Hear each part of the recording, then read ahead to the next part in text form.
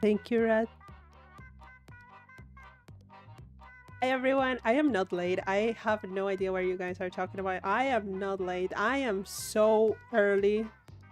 I am so early. I am so nice. Hi, everyone. Welcome in. Happy Tuesday. Hi, Hera, hi, Leah, hi, Teebs, hi, Sam, hi, Red. Yeah, today, if anything, Teebs is late. No, I am late. I forgot what I was going to say. Jesus Christ.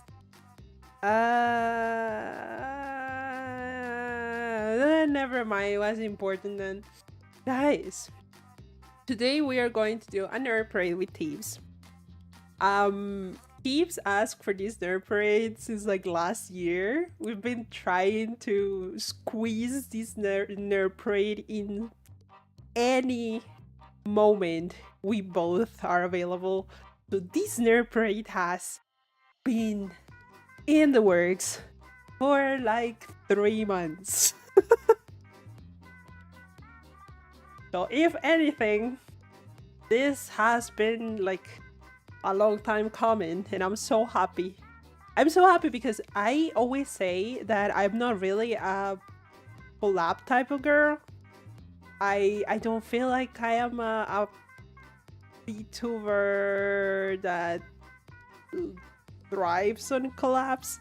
So I really like when people just message me and are like, dude, do you want to talk about something? Do you want to do a nerd parade? Do you want me to be on your channel just randomly? I love that because it takes away the responsibility and my need to think by myself. And Teebs was like, do you want to do another nerd parade? And I was like, yeah, let's go! Nerd parade, yeah, Teebs! So yeah, this has been coming for a while. And I asked Teebs, like, do you have any subject or topic that you want to talk about? And Teebs was like, no, you choose. And I almost killed him. I almost Bart some him because I was like, you had 3 months. So yesterday I took my tablet with me and I was like, okay, think, woman, think. And I came up with a lot of questions that I want to ask Teebs. So it's going to be really interesting if I say so myself. Also, hi YouTube. What else? Oh, yesterday, a little bit of a side note. I've been wanting to play this freaking game called Pain's Creek Killings? Pain's Creek Killings. That is kind of a detective game that you need to have like an additional notebook so you can actually do a lot of things, like note down everything that's happening because everything is related to anything. And I was like, oh my god, I really want to play that game. And I was really sad because I missed one of the highest discounts I've seen for the game on Steam. And then I remember Steam is not the only place that sells video games.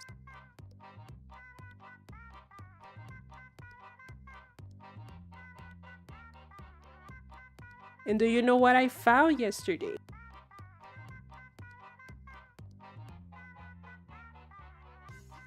The game on sale for $1.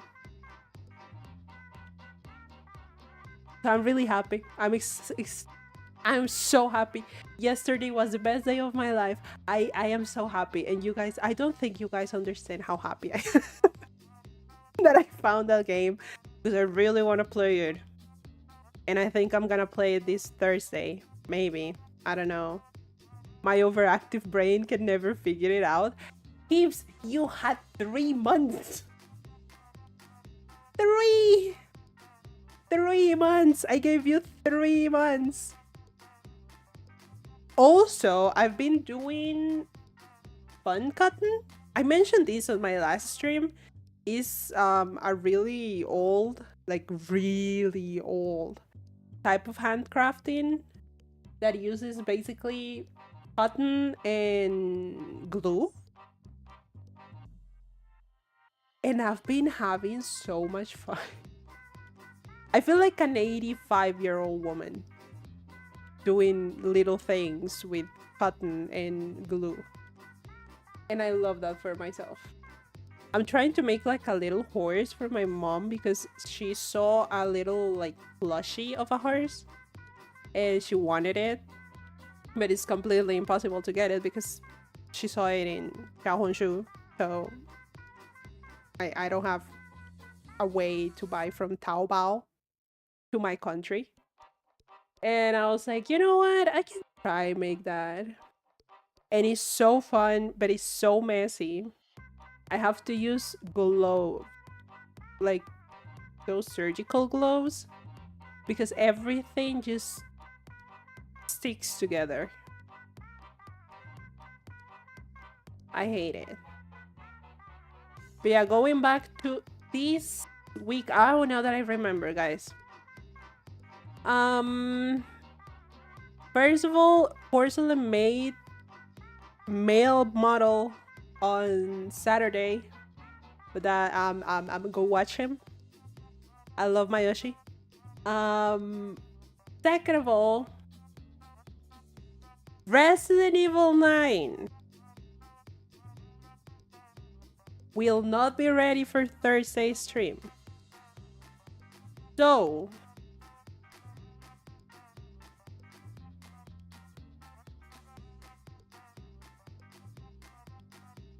as an executive decision, me, myself, and I decided that I am going to do an extra stream on Friday because I want to play that game.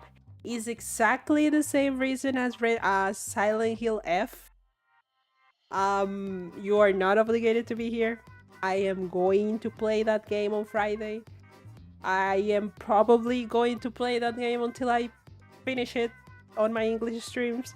So it's gonna be a series of streams. If you do not like the game or if you want to play by yourself and not get spoiled, it's completely okay. However, I really want to play that game on a stream.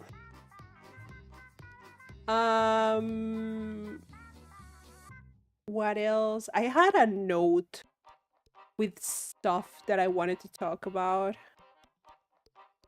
early on the stream.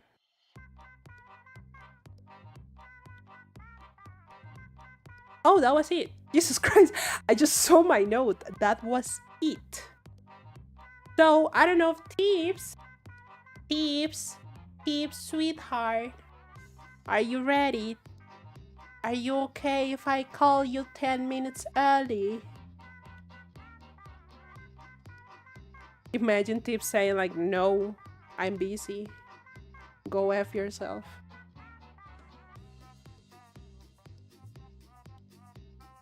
Let's do it.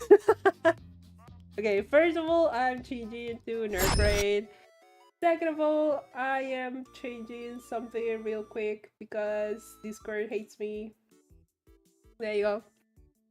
And let's say hello to Teebs.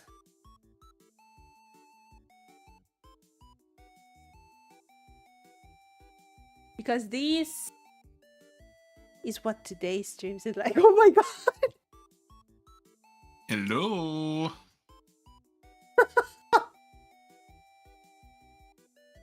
Your Fugi scared the shit out of me. Hi, Teebs. Hi, Violet. Yeah. Welcome in. I sometimes forget to change it to my regular one, but I know a lot of people also like the silly Fugi, so I tend not to change it. I just got scared. I was like, what the fuck is that? It was just a little jump scare for you to start. You know what? So good. Okay, Teebs. So, starting this Nerf Parade. Yep.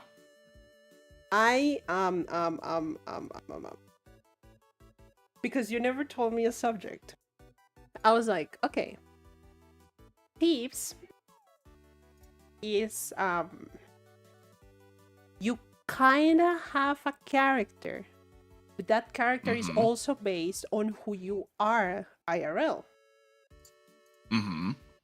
So I was like, okay, let's do a little bit of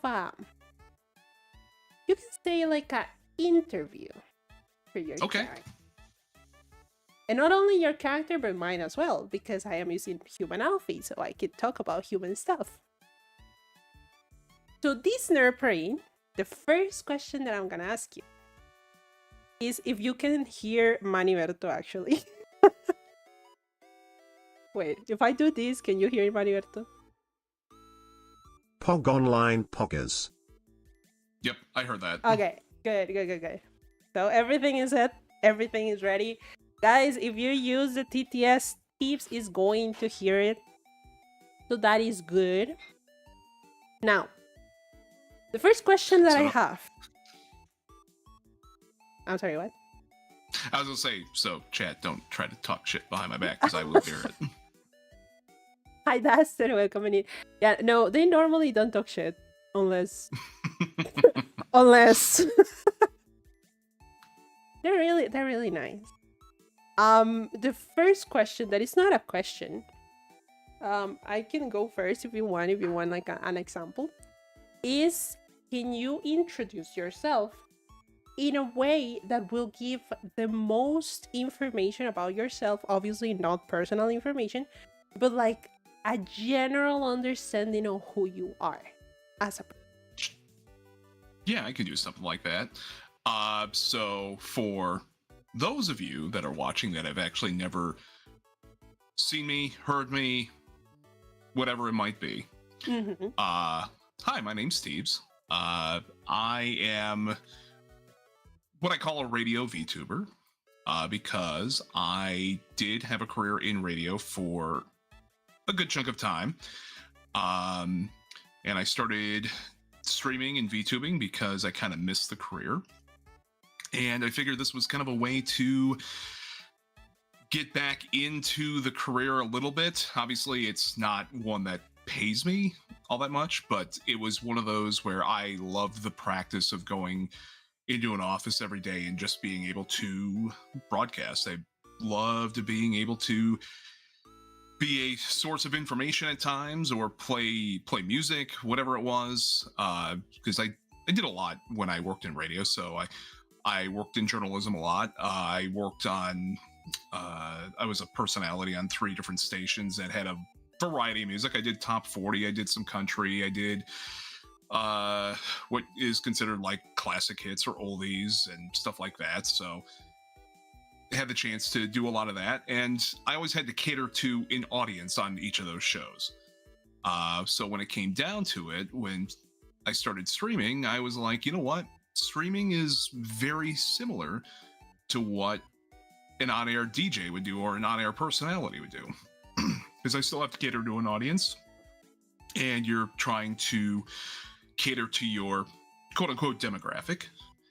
And I figured, well, now I can actually cater to people that would enjoy pretty much the same things I do, whether that be games, whether that be anime, whether that be sports, or whatever it might be. Because I would say I've got a big variety of things that I like, and that's kind of what I do, or that's why I do what I do as far as like streaming goes.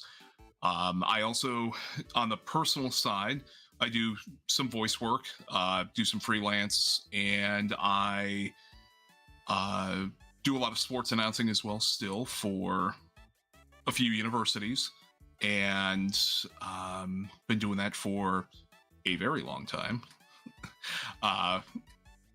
But I just enjoy the voice work, and that's kind of surprising from someone who, as a freshman in high school, never thought that I would do that, because I was very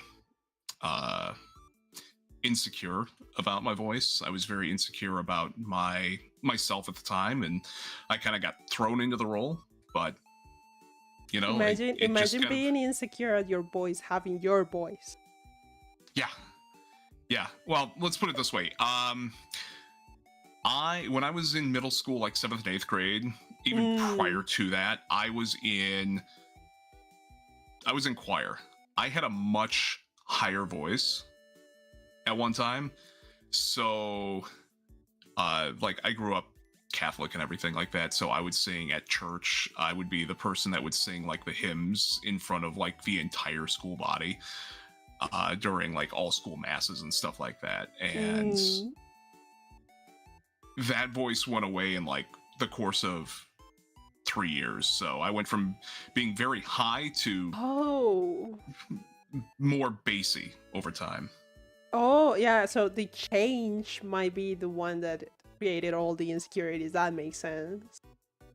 Yeah, it was something along those lines, and I get very like if I can hear people in the background, like if I make a mistake and then they start talking about how bad that mistake was or something like that, especially as like a teenager and whatnot, I was like, holy crap, that was embarrassing. Now I'm going to hear about it all the time. And it was probably somebody that I would pass in the hallways all the time. And then it would just kind of build and stuff like that. But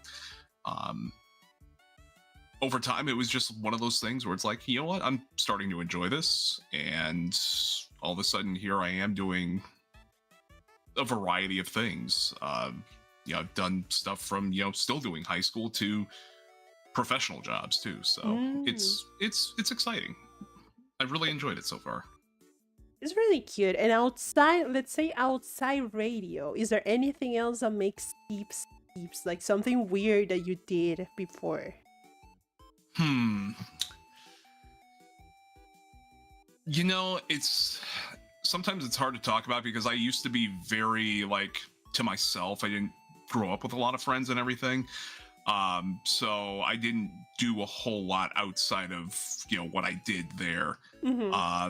But over time, you know, I've really come to enjoy, you know, I mean, if we talk hobbies, for instance, you know, I like being outside. I like going for hikes. You know, I love being in nature when I can be in nature, and that kind of seems odd for somebody who lives in a big city.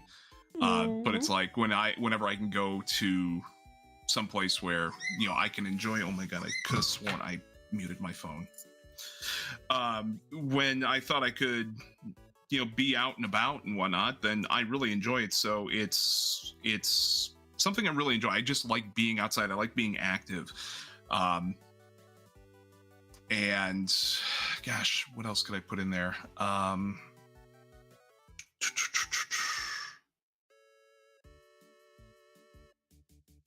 I guess I could say I've gone through a lot of different experiences to get to where I like to be who I am. I'm more comfortable with myself. Let's put it that way. I'm sorry, someone in the chat said, it's not like I would love to have my life narrated by that boy. I would record whatever if I could, if people really ever wanted it. I mean, I was doing something on stream recently. Dude. Huh? You're such an amazing dude. Oh, thank you. Oh you know, I'll be honest, I'm still very harsh on myself sometimes, because you get the saying that you're your own worst critic. And I tend to be my worst critic a lot because people always compliment on everything on the voice. I'm like, I don't hear it. I don't hear it. But you know what? I've started becoming more welcoming of compliments over the years, because I'm a terrible judge of myself, and once those started to come in a little bit more, it's like, okay, maybe I'm doing something right. I mean, those are really interesting, let's say, life. I was asking before because like I am going to introduce myself in the way that I ask you the question. So hello, my name is AlphaMykee. I am the youngest in a family of 6, and my brothers are really much older than me. So I was the child that it was not the princess, but the punching bag. And also because of that, my brothers decided that I was going to learn a lot of things that were absolutely useless for life. Some of them were, some of them weren't. For example, Latin, theology, self-defense, Korean, taekwondo. Um, I was also part of the church, both Catholic and Christian. Um, I was actually a teacher in the Catholic school, Hmm. a Sunday school, I think it's called in English. Yeah, Sunday school. Yeah. A Sunday school teacher. Um, I was really into a lot of things. I was really active when I was younger. I stopped being active at around like 22. I Okay. became a granny about 22. Um, I got a criminology degree. I always been interested in criminal profiling and psychological profiling. Because of that, I started completely randomly analyzing every single person. Hi everyone, welcome into all the ones that came in. And I used to work in a call center environment. So every single week I had a new target to analyze. And now because of that, I every single time analyze people completely against my will. I like to call it behavioral pattern recognition. I was gonna call you a professional people watcher for a second. Yeah, this is the same. Yeah. I say it in like a professional way. You say it in like you're creepy, and I like that. No, it's like the way I was kind of thinking about it is like if you go to a cafe or something and you're just kind of sitting at a table outside or whatever, and Oh you're just enjoying yeah, yourself and yeah. coffee, and you're just kind of watching the passersby, and it's like Oh yeah, you I get do that. questions about certain people, and it's like, I wonder what they do, or I wonder what they're like, and stuff like that. That one of my favorite things is whenever I go out with my friends and I'm waiting for them because apparently I'm the one who always gets there on time. And I'm just waiting and I'm just watching people and hearing their conversation and just like, okay, that dude is cheating on that girl.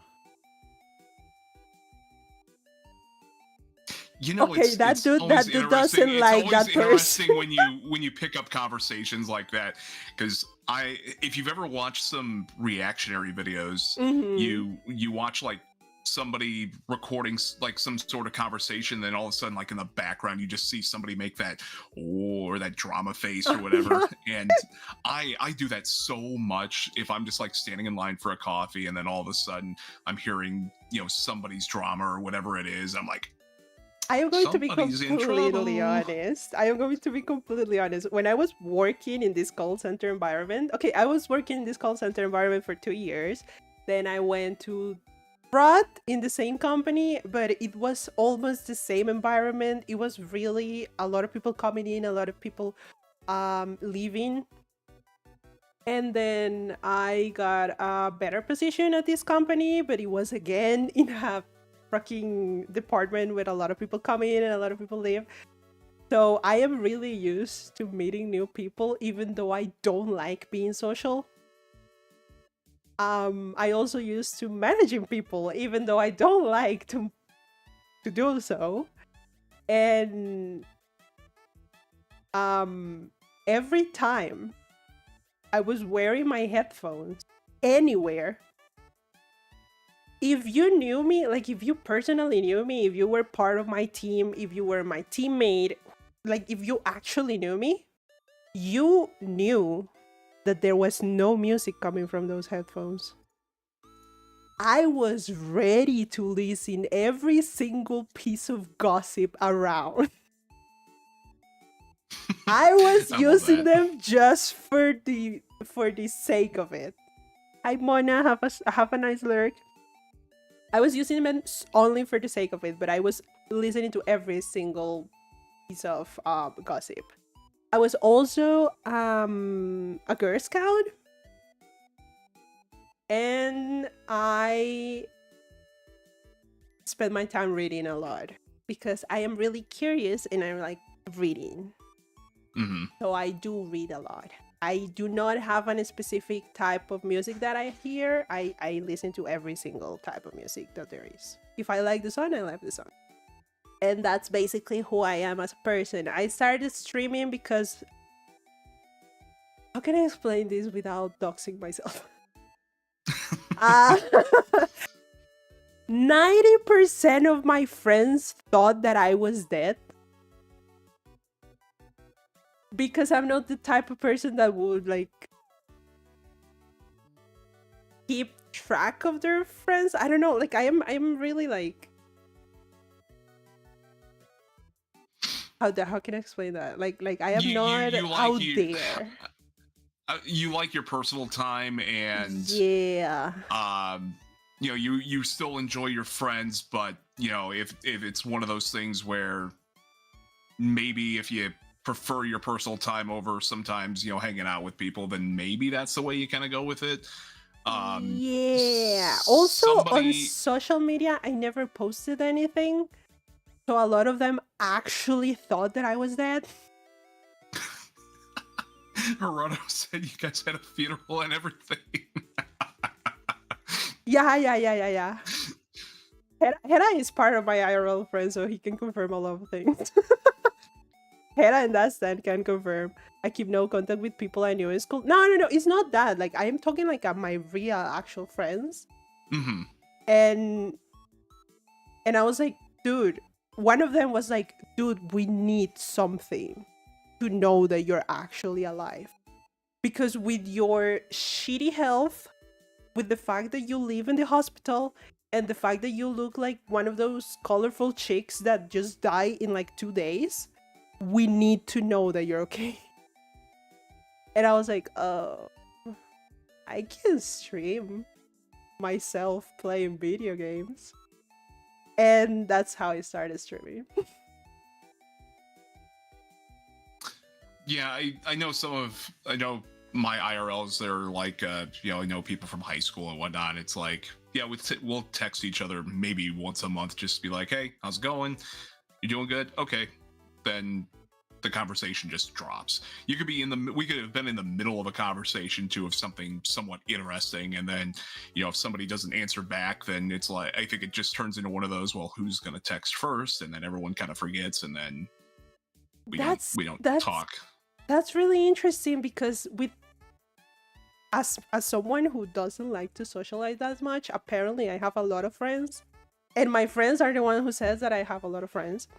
And I am the type of person that, like, for example, if I'm talking with you, we're having a conversation, and I randomly get busy, I am not going to ignore that conversation. I am going to reappear like 2 days later and reply to the conversation exactly where it stopped.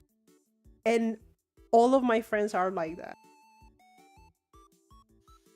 I mean, that can be a good sign of friends, though, because they still are like interested in the conversation. They also know that because you drop off for 2 or 3 days, or sometimes even longer than that doesn't mean that the friendship has dropped. I mean, for me, it would be like, you know, if a conversation dropped off and we haven't talked in a while, then if I maybe thought there was a problem, I would actually reach out and be like, hey, is there like, you know, some sort of bad air that we have to air out? Do we have to just have like one of those types of conversations, stuff like that? And, you know, you kind of mend it and you go from there. But but if it's one of those where the conversation just kind of drops for a few days and you pick it up later, then that's a good sign of good friendships. I mean, that's the way I've always kind of seen it with a lot of friends that I've had. And I do feel bad every now and then when, you know, I haven't talked to, you know, certain people in a while, or, you know, interacted with people in a while. And it's just like, I get busy. I honestly get very, very busy with work and doing other stuff where my mind goes a million miles an hour. And I always tell people I don't purposely forget, because I honestly don't. It's like, let's say we had this conversation like up here, and then I've got like work stuff and then other stuff that just kind of piles on, and then unfortunately that conversation went to the bottom of the pile. And it's like, I need that spark sometimes to say, hey, what's going on here? What's going on there? And it's like, oh crap, I'm sorry, I forgot about that. I didn't purposely Yeah. forget about it. It's just other stuff came up, or all this other stuff is happening, and yeah, I promise I didn't purposely forget. But A lot of the things that happen to me is my friends love sending me like reels and videos. That's another mhm. question for later about like social media, but my friends love sending me memes, videos, reels, TikToks, and all of it. And a lot of the times I watch them, but I forget to reply to them. And all of them are like, dude, it's okay because you sent one back, so I assume you watched it. And I'm like, oh, okay. Okay, we good, we good, we good, we good. And I have one of my friends is the only one who has ever said this to me. She was like, you are the complete opposite of what I believe a friend should be, and I still think you are my closest friend. And I'm like, should I be happy about that? Because she needs someone to like that she can see at least every week, that goes on dates Mhm. with her, that is 24/7 available in their phone. If you send me a message to like WhatsApp or whatever on my phone, I am not gonna see it unless I have my phone in my hand. So You this know girl what? was like, yeah, you're completely opposite, but you're a really nice girl, so whatever. Yeah, yeah. I mean, if you're nice to somebody, and I mean that's what it should be anyway. I mean, there's no reason where, and like I said, if you had an issue with somebody, you chat about it, and you might go one direction, you might go another direction. But if there's no issues there, and then you guys are just happily picking up conversations or just shooting each other a reel or two a day or every other day, then that's good. Um, I do personally, I do sometimes think it's odd where you kind of get in this habit where you're talking with somebody on a daily basis, and then all of a sudden it's like you go 2 or 3 days without communication, and it's like, oh, then you eat that panic sets in or whatever. But then they'll pick it up, and Yeah. you're fine. But then it's Yeah. like, oh, what did I do? What did I do? Or whatever it might be. And then, you learn that they're busy, you're busy, stuff like that. And you probably have like 100 different conversations a day. And sometimes you just forget about that one that you might not, that you were doing. And it's okay. It honestly is. Yeah, this is really fun being people with friends, but joke, that's a joke, that's a joke, that's a joke. Before anyone says anything, that's a joke.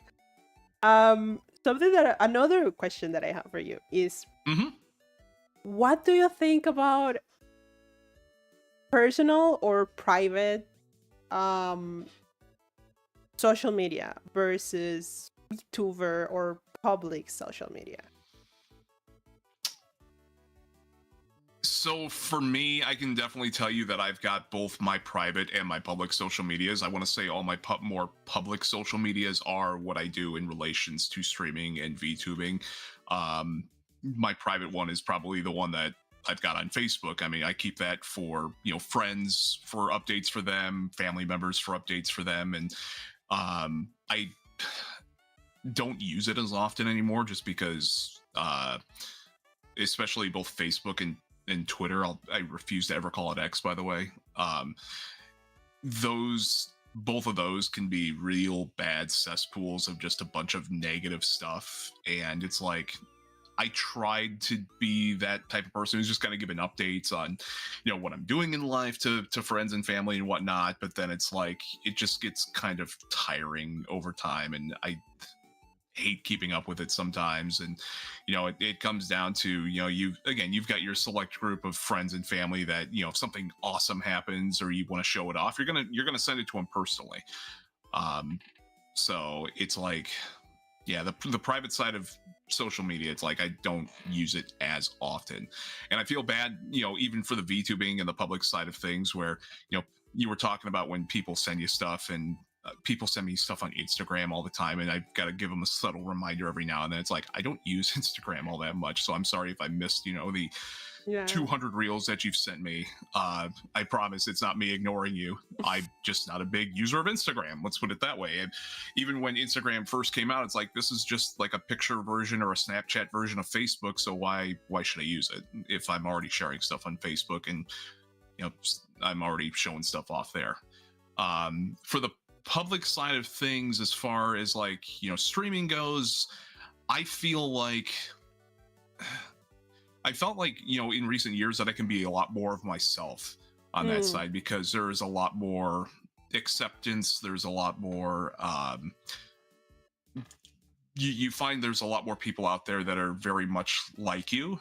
And then you can actually have like open conversations or open sharing of, awesome things, or if you're a degen every now and then you post those types of things or comment on those types of things. But it's like you feel a little bit more open, you feel a little bit more comfortable to talk about that stuff, because you're around a community and you're around other friends and stuff that are just as open as you are. And from what I've also come to learn, sometimes even on that side, are people will come to defend you if you get the one-off like troll coming in to down talk you or whatever it is. And then that's where I get kind of like that hope of people, there's still a lot of good people out there and whatnot. So I've always enjoyed being a little bit more open on the streaming and the VTubing side of things, because I've been able to make a lot of really good connections, a lot of really good friends off of that, even though we live 3, 6, 24 hours away from each other. It's very refreshing, let's put it that way. And on top of that, you're meeting people from other countries as well, like us. I would never have imagined like 10 years ago, like knowing a lot of international friends, having a Costa Rican friend. Yeah, exactly. It's like I know you. I know Iggy's from Venezuela. I know people from the UK. I know people from Europe. I know people from Australia. I know people from Southeast Asia. It's just like I never imagined having connections like that or having friends like that. It's amazing, personally, and that's what I've really liked about not only this scene but on that public side of social media, is you get to learn a lot more people and a lot more variety of people. People from the UK? An Ath25 stare. Exactly, Shoes, like you. So enjoys the fair for 12 months. Holy shit, a year! Shoes, thank you so much for one the whole year for Shoes. Wow, Shoes is so perfect. Shoes, put down the knife. I'm sorry, Shoes, I love you. Yeah, I wanted to talk about it because in my case, I have 2 personal social media, and all the other social media that is public is Alfie. And all of my friends call me like my personal social media and Alfie. They don't call it like it's not me, it's Alfie, okay? And even though they know it exists, most of them are like, yeah, I saw one of your TikToks, and I was like, what do you mean mine? What do you mean mine? And they're like, I saw one of Alfie's TikToks. And I'm like, yeah. For everyone involved, I do not have any Twitter, I do not have any TikTok, and I do not have any Twitch accounts. And it's really funny when it comes to that. But yeah, I really like that you feel like, I don't know how to explain it, like safer being yourself instead of trying to fit in. At least that's why you mentioned, and finding friends from all over the world. It's definitely more of, I never felt like for the longest time that I could actually be myself or be a little bit more open, because I was around friends who, if you want to use the quote unquote normies type of people, where they're kind of just into their daily lives, let's put it that way. They don't necessarily have a whole lot of like interest in things, or they've got their jobs, they've got their families now, and it's like they don't have a whole lot of time for I'm trying to think of the best way to explain it, like pop culture stuff like that, or video games and stuff like that, where for me, being around video games and pop culture a lot was my getaway from like more of a quote unquote normal life, because that was what actually made me happy for the longest time, especially when I didn't have a whole lot of friends growing up. So I knew I needed my escape to find something that makes me happy, and those things were always that. And then as the internet involved, as social media involved, as streaming has evolved, I should say, it's just like it makes it a lot easier to be myself in a judgment-free zone, let's put it that way. Or we like to give each other crap every now and then of some of our likes and whatnot, but we don't mean it in a mean way. It's like people like to rag on each other nowadays, but they understand. They kind of get it from a different perspective. Everyone has their likes, their dislikes, and everything, but it's just been, again, my way of being a little bit more open. And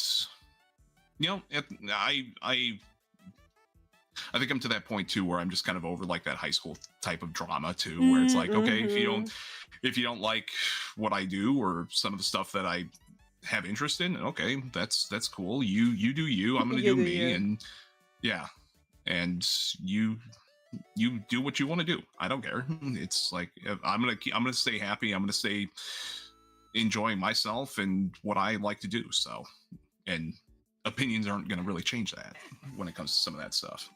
I'm going to be completely and utterly honest. I sometimes, more times than not, feel like a normie on the internet. Because even though I'm quote unquote young, on the younger side, I spent 10 years of my life outside of the internet and in a corporate environment, and I started learning internet etiquette and everything like 2 years ago. And I find it adorable that a lot of people are like, I can be myself on the internet. And I'm like, oh my god, yes, you can, you little... And because IRL, I always try to make people feel like that, like they can be honest, and maybe that's why a lot of people say that I have a lot of friends, because I am always a freak and they can be as freaky around me as they want. And I just find adorable when someone is like, yeah, I'm a nerd, but I can be a nerd. And I'm like, dude, you have no idea how much of a nerd I can be. But yes, you do you, baby. Mwah, mwah, mwah, mwah, mwah, mwah. It's like you learn with certain people, like that level of nerd you can be, where some people can handle it like in the middle. Some people can handle you at full on nerd, go all out and whatnot. Whatever it has to be. Hello, Tsunami. Hello, Tsunami. Tsunami sprayed you. I didn't. That's one of my mods, by the way, and they like to bully me a lot. How dare them! But like you have Gerardo with your end on IRL side. Tsunami's actually one of my. Tsunami's one of my IRLs as well, and there's somebody who knows me very, very well. And they're another one, along with like a small group that we all chit chat and whatnot, have a lot of our own likes, and we can be ourselves around each other. We might give each other a little crap every now and then, but it's all in good fun too. So It's okay. mhm. Oh my god, Momo.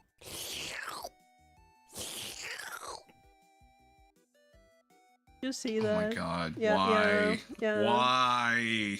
Oh, that was Momo. Hi, Momo. Mm-hmm. See, we're already learning what type of friends we have here Yeah, in our yeah. communities. I always knew that Momo is a freak. Yeah, I love that. I love that bitch. The way that made me chuckle. Jesus Christ. Are you kicking your little feet? Are you giggling and kicking your little feet? Are you? Are you? I don't know why I talk like that to Momo, but yeah. I'm just imagining Momo right now, just like sitting up on a swing and just like with a smirk on his face and nodding his head and just kicking those feet, Yeah, kicking my feet and shit. Oh, you're so adorable. Of course you being are. giddy and everything. I love Momo. I love Momo. I Momo love is my cute people. friends. Yeah, Momo is really cool. Another question is, do you have wait I I fucked up my I fucked up my throat. Oh my god. This must be a very important question if you want to make it very clear. I'm trying to okay. Do you have a favorite video game, movie series, or book that is like your number one favorite overall?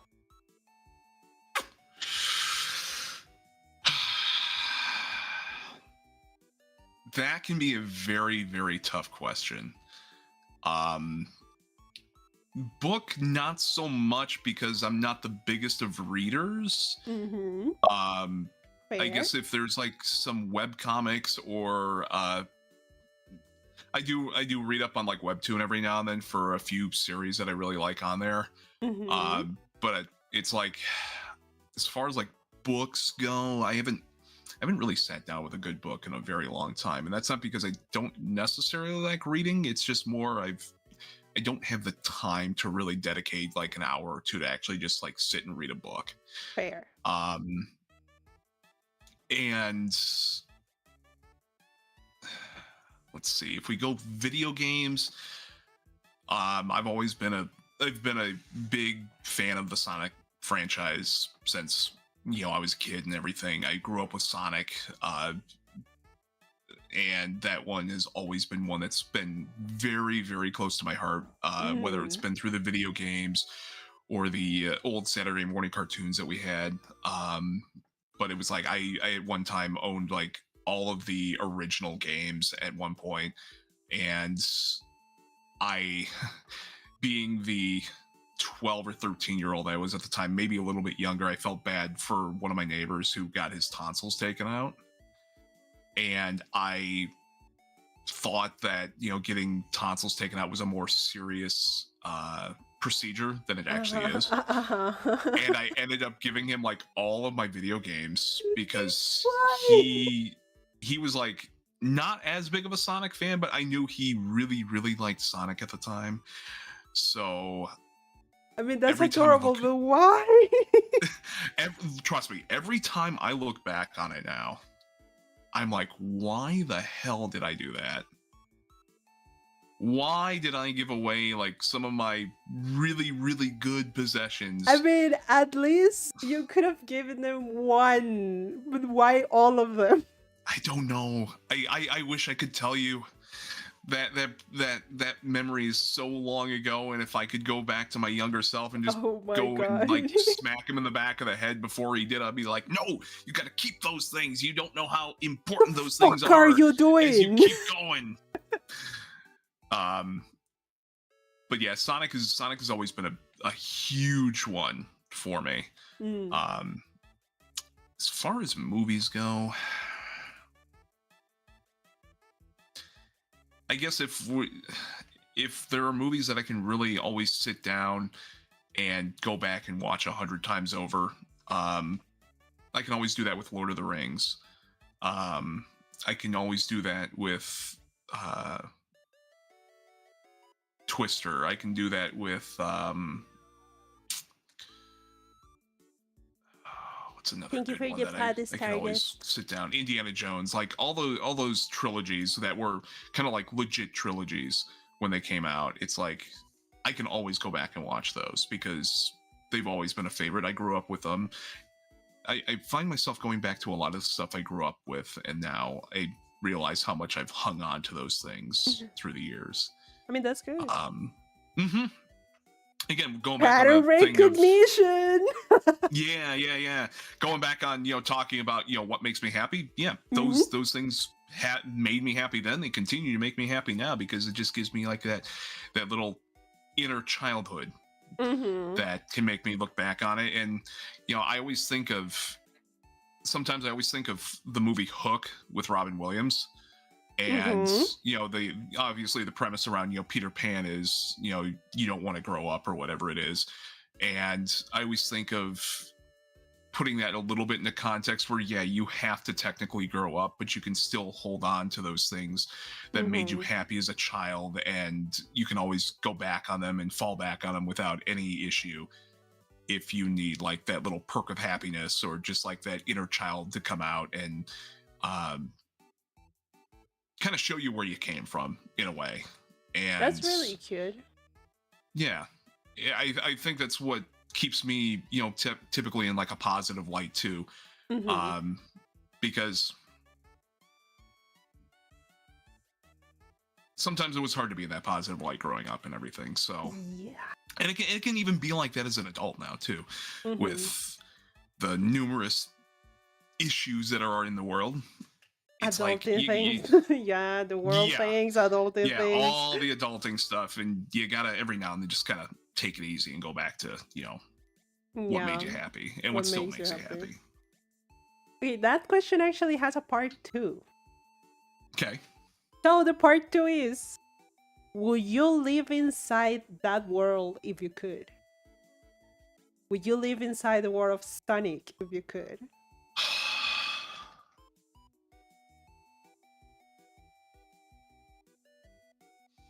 I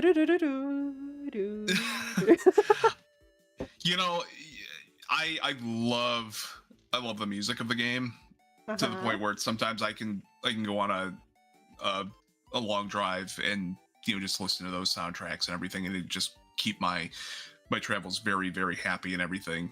I don't know, that world is one of those where it's like it goes way too fast, and that's no pun intended with Sonic in it, but I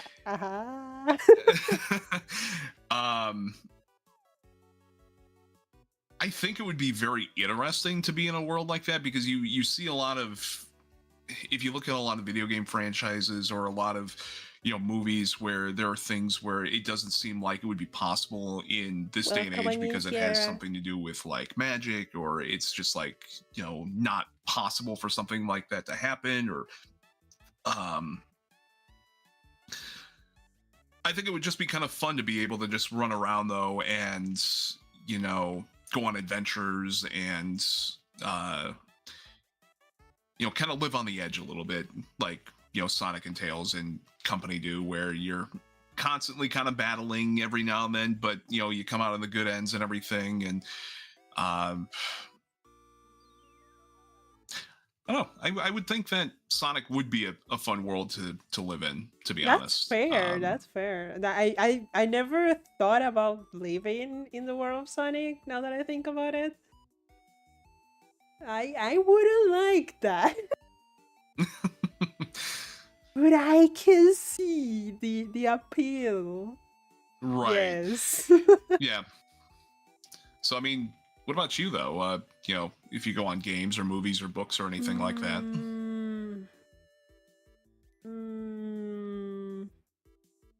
I was thinking, because my favorite movie is, I have like favorite movies depending on like categories.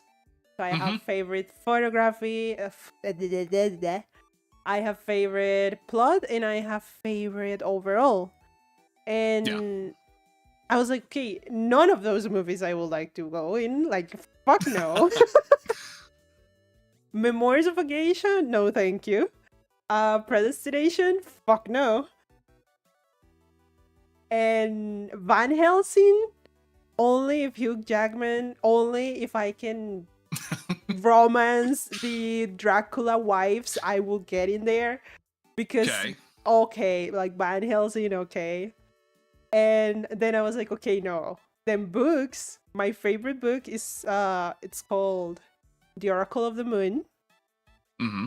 And it's about a dude that gets a girl pregnant, but the girl gets sold and gets married before he can like marry her. And then he goes and tries every single one of the religions in the world in like a spiritual journey. Is one of the I don't know how to explain it. Is the most boring book I've ever read, but at the end of the book, your head just explodes. Like everything you read at the end of the book, it just comes together in the most perfect way that your head is just like, holy shit, what the fuck is going on?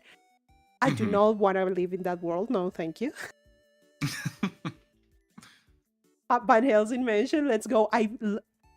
Favorite movie overall. I love Van Helsing. I can talk about Van Helsing my whole life. Now, my favorite series is a Danmei series, which is Chinese yaoi. Yeah. I do not want to live in that series, no. There's zombies. No, me don't like zombies, no. And then I was thinking of my favorite video game. My favorite video game is an RPG Maker horror game called Mad Father.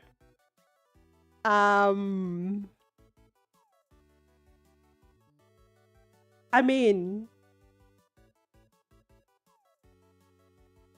if I live in there, I have two choices. One, become the subject of some experiments, or two, die. So I don't think I want to live in any of those. No, and you know, you're talking about a lot of like fantasy type of realms where they could be. It's like I could think of a lot of fantasy realms that I really, really like, but also at the end of the day, I wouldn't live in there, yeah. Yeah. I mean, I could live in the Van Helsing one. I could. Kind of funny, but really dangerous. You know what? Yeah, I will say that I will live in the Van Helsing one. Honestly, when I was thinking of Lord of the Rings, it was like, okay, you've got your humans, you've got your hobbits, your elves, dwarves, obviously Mordor's involved as well, and you go through. It's I'm sorry. No, you're fine. You're fine. It's you like, have okay. Legolas dad. I mean, what? Look, I'll be honest, I've always found elves very, very attractive. Oh, yes. Oh, yes. Yeah, whatever you say, yes. Continue. I would always enjoy like a more. I'm not like a super elegant type of lifestyle person, but I don't need something like super simple either. I do kind of like the Hobbit lifestyle because it's you go to work and then at the end of the day you meet up with either family or friends and you're eating and drinking basically and singing songs in the pub, and I think that's always a fun thing to do. But I just there's some things with elegance that I do like, and I always feel like an elf race in a lot of not just Lord of the Rings but a lot of like different fantasy worlds is just incredibly beautiful. Now that you mention it, I actually one day I was thinking to myself, one of those I have a mental breakdown type of days, about this idea that people has that everyone is special. and I was like, what if the real me only has a secondary or a or is an extra in a book. Like, what if my life it's supposed to be just like going to work, getting home, doing whatever, and then go to sleep? And it was such a weird experience because I was fine with that. I was like, yeah, I can live like that. I can totally live like that. I do not need adventure. I do not need a whole lot of luxury. I don't. Even if I have to like how do you say that when you have a little farm?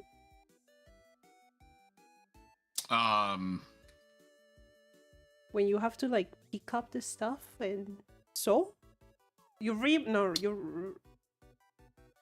You are trying to think of the word.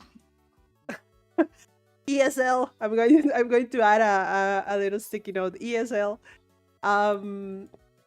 Like, even if I have to grow my own food, even if I don't have internet, I can live like that. Like, I just realized that I can live like that. And it was like an eye-opening experience.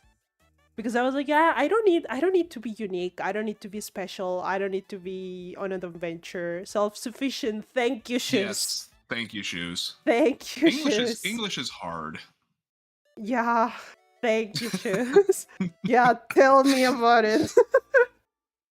But yeah, even if I have to be self-sufficient, even if I don't have internet, even if like I could live like that. I am completely okay living like that. I am completely okay being a face in the crowd, not being special, completely outside of civilization. And it was like, wow. It was like a really heavy burden just disappeared. Because up until that point, I was like, yeah, because everyone needs to work and have adventures and be someone in life, having a name for themselves. And then I was like, yeah, no, I don't really need that. I am completely okay being no one. And every single person that I ever said that to, they're like, sweetie, are you depressed? And I'm like, no, no, no, no, no, no. The complete opposite, actually.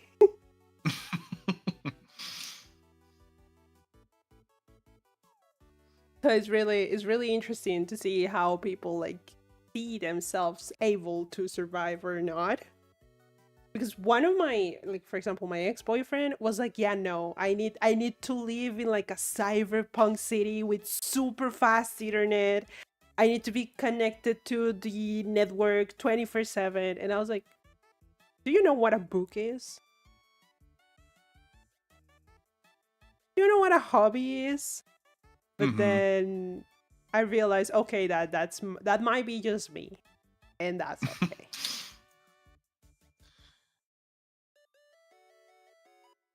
Okay, continuing. Do you have a comfort food?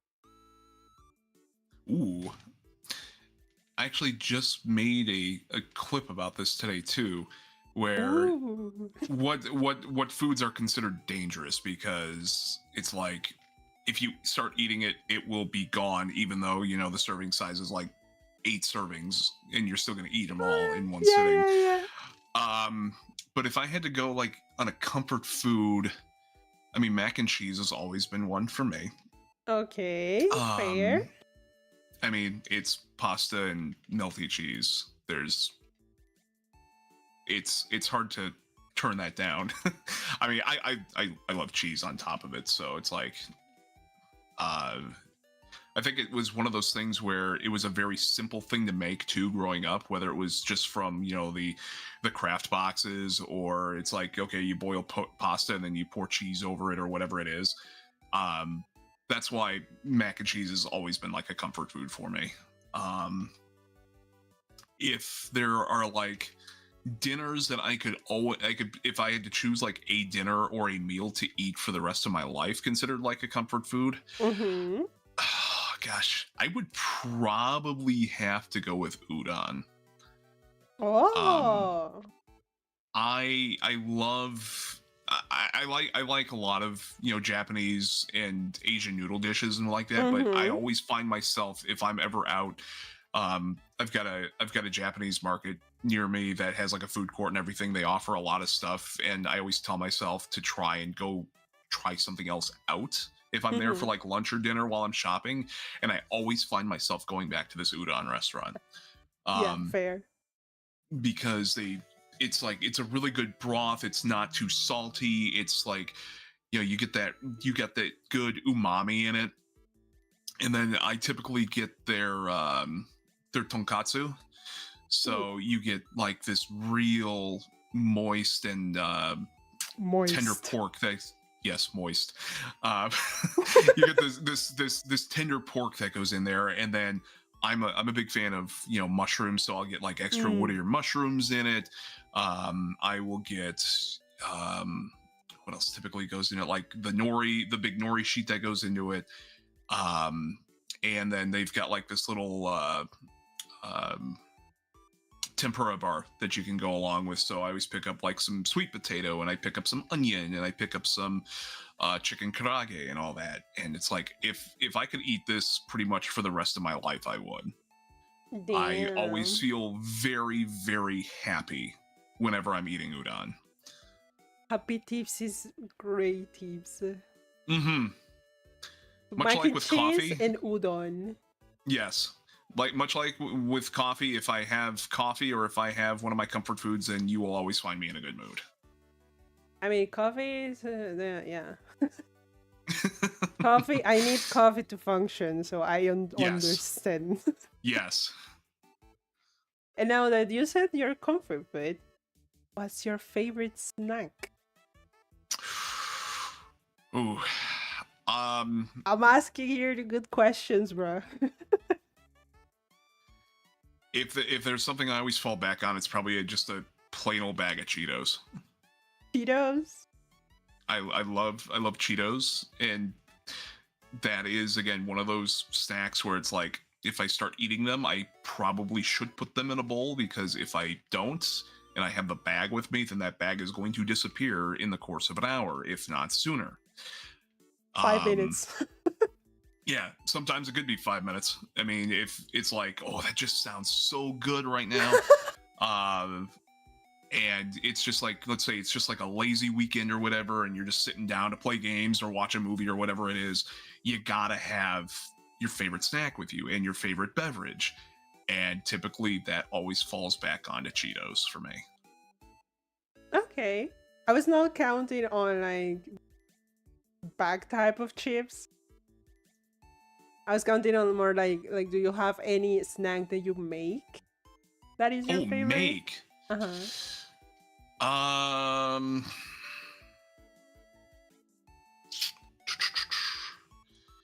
if I have to make a snack, it usually comes down to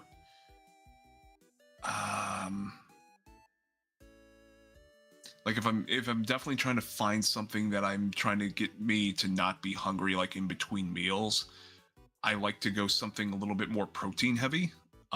So sometimes I've made like something with tuna, because tuna is very good with protein.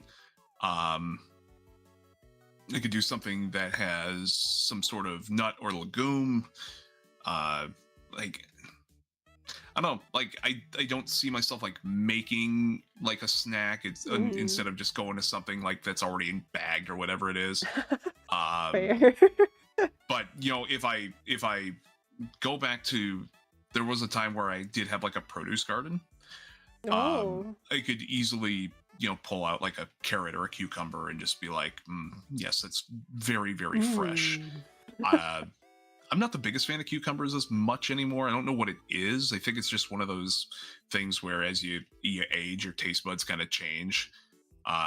So cucumbers are not necessarily like the favorite, but like I could easily sit down and like chomp on a carrot or something, or radishes. Are Actually, my favorite snack that I do is just carrot with lime juice. Literally just that. It's literally just that. A carrot with lime juice. I would say also for me, like a bell pepper. Like if you cut up a bell pepper and then Oh, have like a side yes. of, for me, it's like I have to have like a side of hummus or something with a bell pepper. I normally never have dips or sides for my vegetables. I like to eat them as they are. But You like them raw. I like them raw. I can munch of an onion. I can literally munch an onion. I do not I don't. Are you talking like munching on an onion like Yeah. you would eat an apple? Yeah. I can munch an onion, but I cannot munch an apple. Do you know why I cannot munch an apple? Because my Why? teeth are fucking sensitive. And if I munch an apple, I can actually break one of my teeth. Ow. That's understandable. Like, So I have to cut the apple. yeah, I was gonna say typically I would cut an apple now anyway because I like getting the entire apple, because sometimes when you eat an apple, then it feels like you're leaving too much on there, but then you don't want to bite down any further because then you're going to get towards the core and where the seeds are, and then you don't want to bite into that like super extra hard core or risk eating a seed or whatever it is. So like apples all cut up. I do love eating bananas too. Bananas are a favorite fruit of mine. Banana. No. I can't. You know what's actually really fun? So tropical country here. Hello. Yeah. I can go outside and I have like trees where I can just grab a fucking banana or a plantain. I hate banana, but Is I it a like texture thing for you? plantain. Yes. I can understand that to a fact, or to a point, because bananas for me, once they start getting spotty, I will not touch them.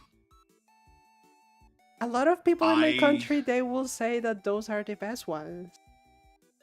See, for me, it's like if they start, obviously for me, if they start getting a little bit too spotty, then you start getting those like darker spots actually on the banana. And it does come down to a texture thing for me, where it's like, I don't like my banana too mushy. And You don't like your banana too mushy? I am very, let's put it this way, I am very, I'm not sure if OCD would be the way to describe it. I'm very picky with my my produce.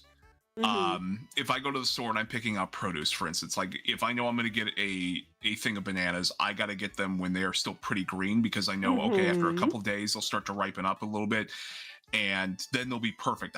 Obviously, if you eat a banana when it's not ripe, it's going to be like super crunchy and whatnot.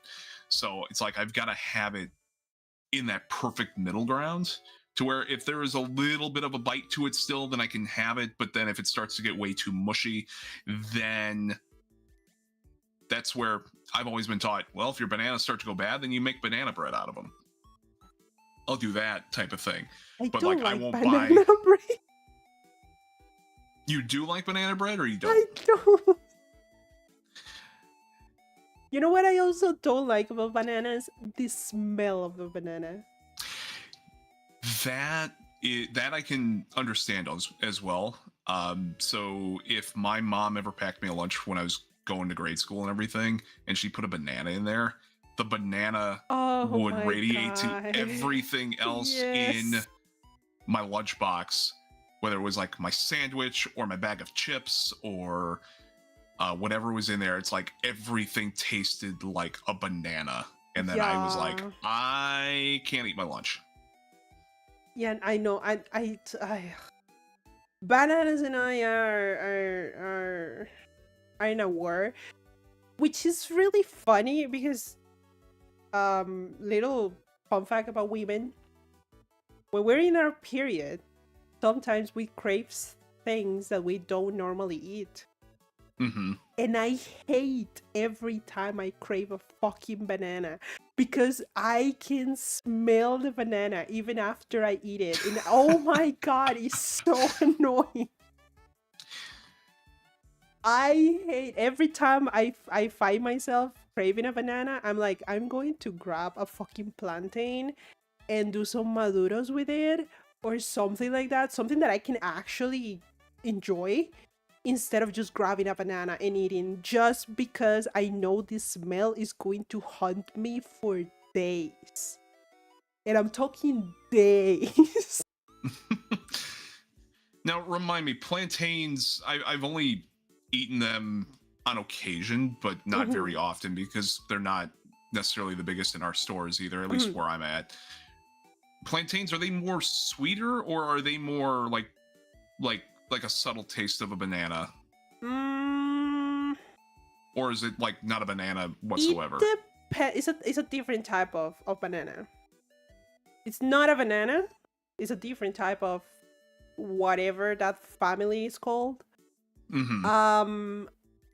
It has a similar flavor, but it depends on the moment that you eat it.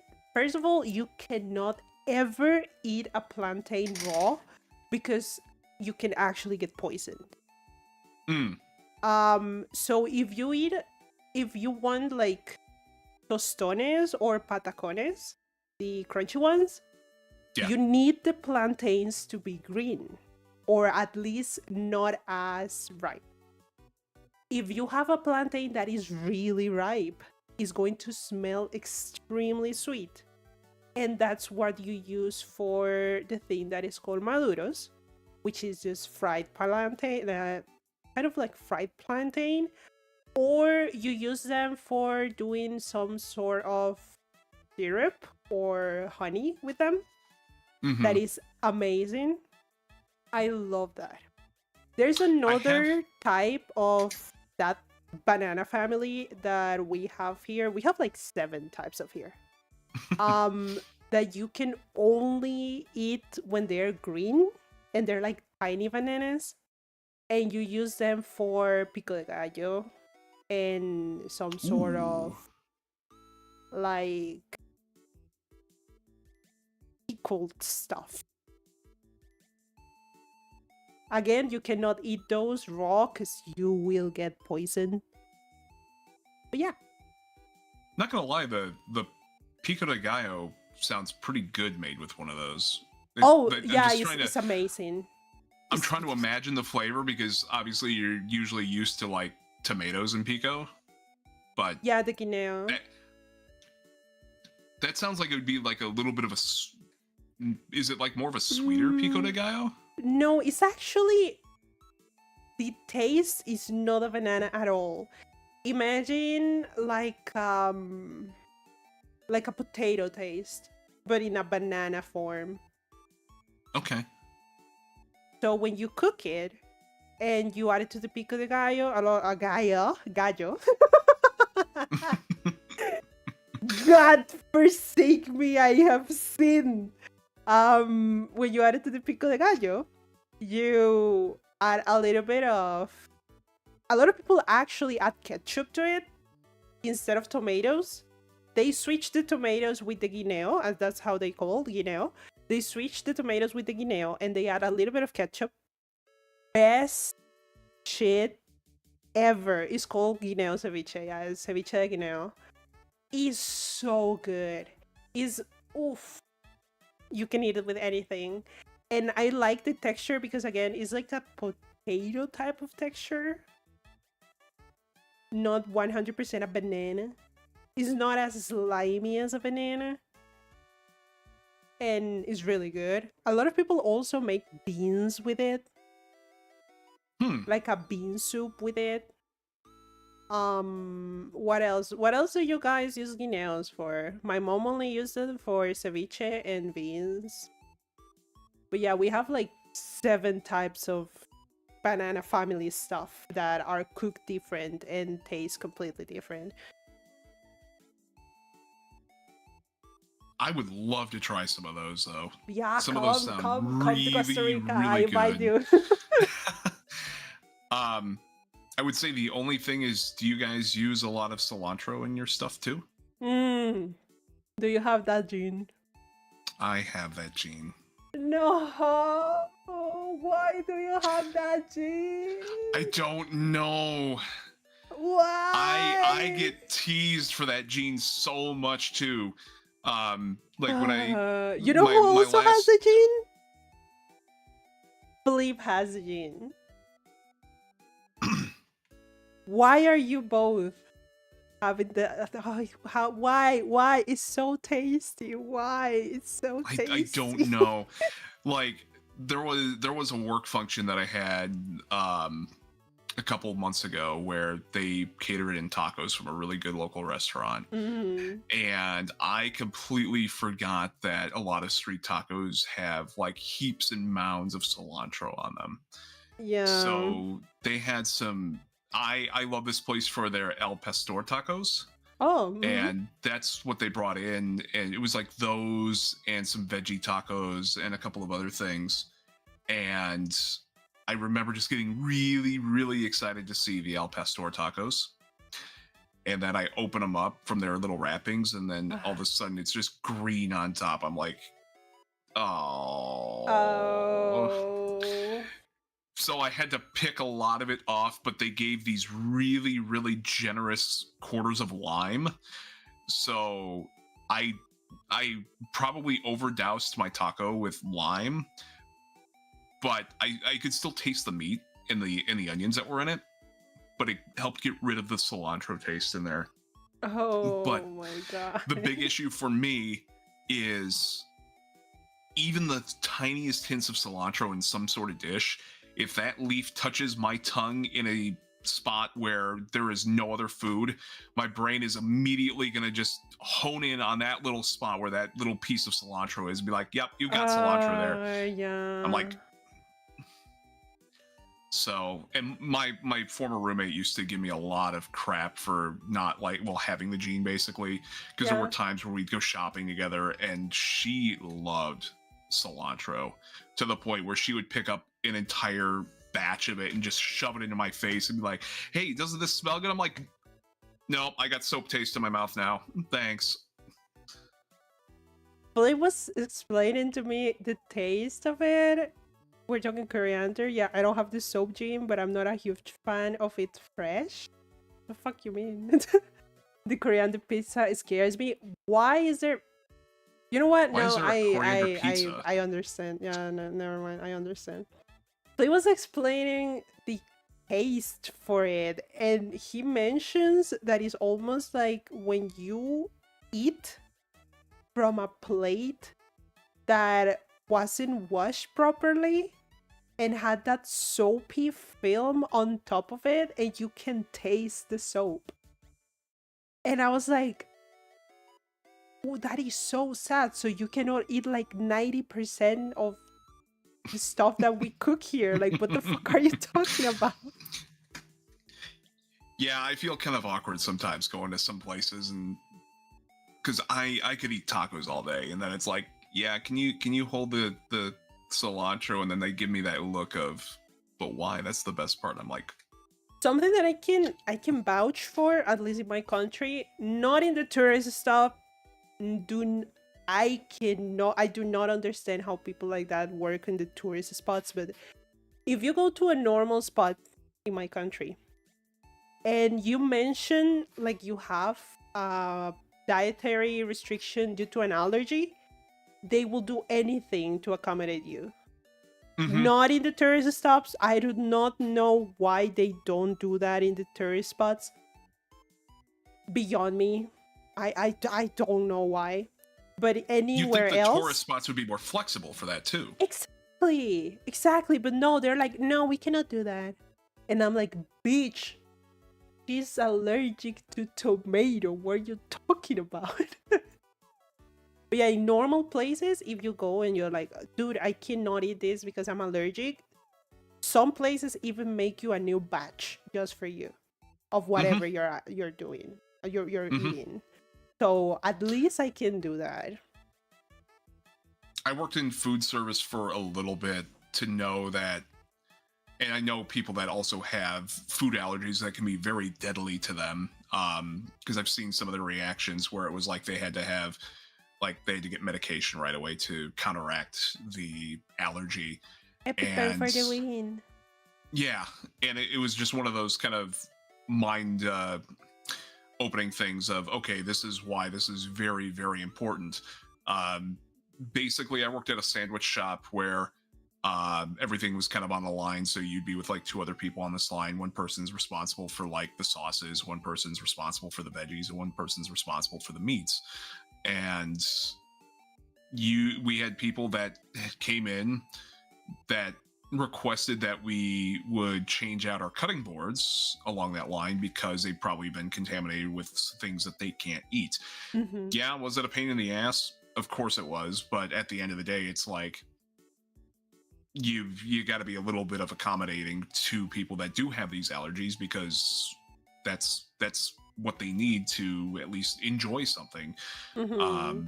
And yeah, just after seeing the reactions of some friends that have had food allergies, it's like it's definitely nothing to mess around with. So I garnered a very good understanding of why food laws need to be as strict as they can be. And you know, someone speaking in the US that about food laws is probably blasphemous in the first place because our food laws suck. But having firsthand, experience with it, I understand. Fair. Yeah, it's really a lot. Oh, this is a really interesting question. Was I on drugs when I wrote this? Jesus Christ. Is there something you remember existing but nobody else remembers? Is this an old person question? Kinda. Oh god, I could probably go over a bunch of things. I mean, anytime I talk about old technology, whether it's like VHS tapes or VCRs, No, not in the sense that I remember this existing, but all of these youngsters Almost do a not. year, Fox so excited. Oh my god, Sweeko! Sweeko_NRO enjoys the fair for 11 months. Thank you so much for this sub, my love. Marinella effect, as a friend will say. Yeah, kind of like a Mandela effect. Because I have, like, for example, a TV commercial back in the 2000s. I remember that TV commercial vividly. And every time I talk to people that are older than me, or even the same age as me, that I know watch the exact same channels that I did, no one remembers that it existed. Do you have something like that? I even remember the freaking song Camino por las calles de San Jose.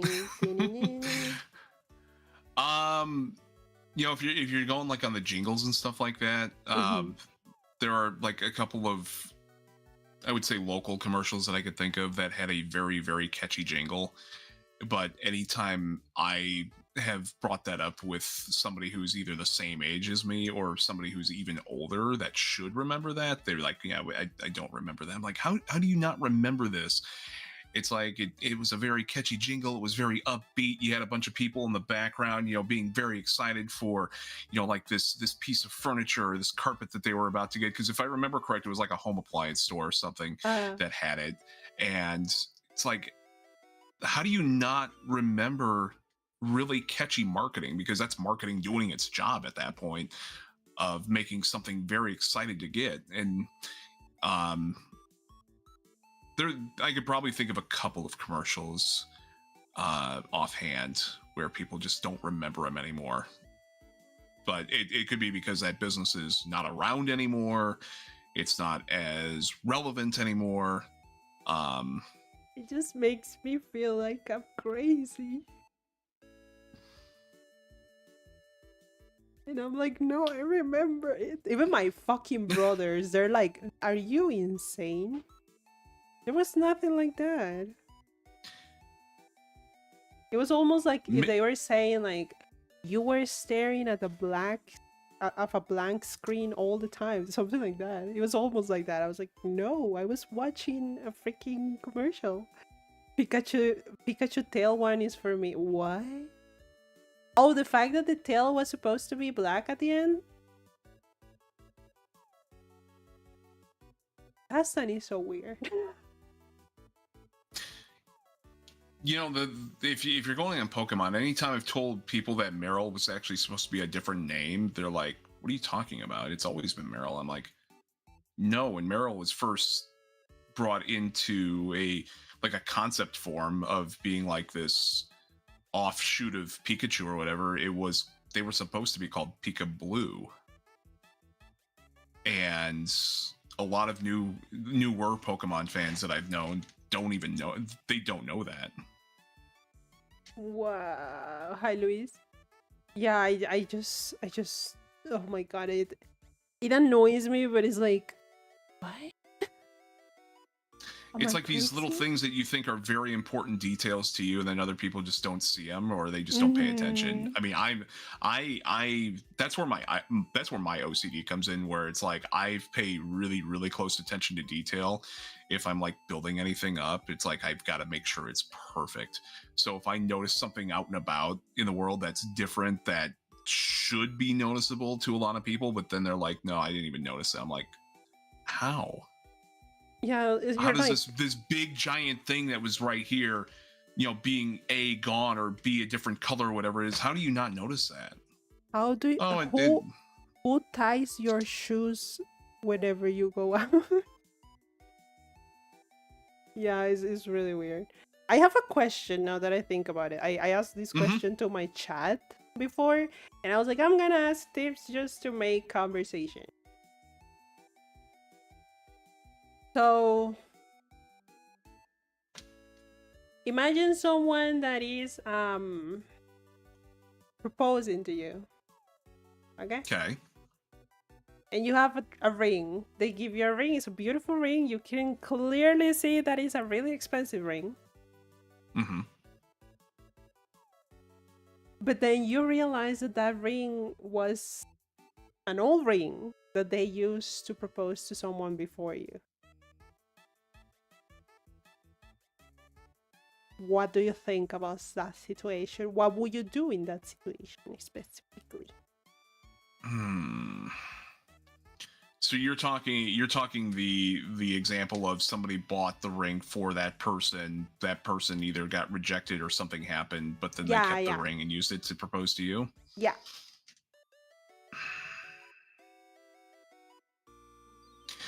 Part of me would kind of think that they're using it as a placeholder for the time, because maybe depending on how much that ring was, they couldn't afford a new ring. So maybe it could come down to, well, they're going to get a new one eventually that's more fitted to you. Okay, now think about the same question. Yeah. But the way you realize that it's an old ring is because the old partner told you that that was the ring that was meant for them. See, that would make it very, very awkward. Because it's like, yeah, I used to love this person and I was going to give him this ring, but now I'm giving it to you, even though it was supposed to be theirs. It's like, then that's really technically for them and not for me. Like, I understand that you wanted this ring to get used for this purpose, but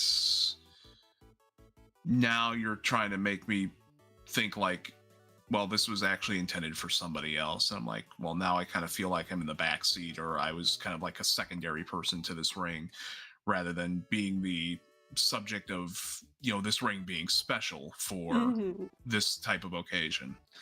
Because at the end of the day, when you buy a ring for somebody, you're buying it for that person and for that person. And this ring is meant to be special because it is for that person. So I would definitely find that very awkward in that. And I'll be like, I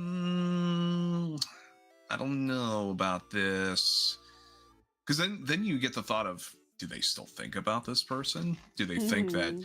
this was really supposed to go to somebody else, but now I feel forced, or I am forced to give it to somebody else? And then do they Mhm. still? Yeah, it's just like that's kind of an awkward thing. Okay, now exact same scenario, but your partner is like filthy rich. The type of rich that buys stuff on a whim and they just forget they have it and they give you the ring.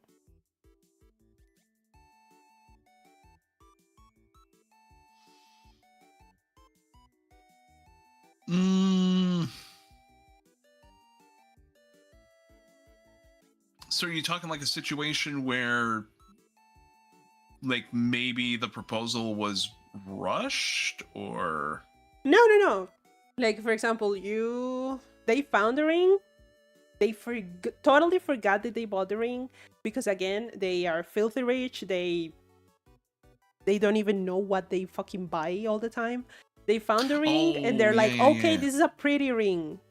I'm going to propose to my current partner with this ring because I already have the ring."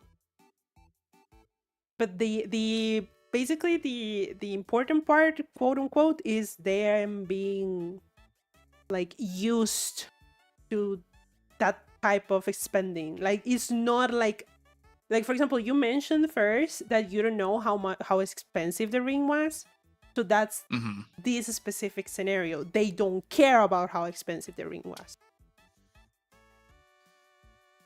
Well, then part of me would think that if they have that type of expendable income, then they could easily go out and get a new ring anyway.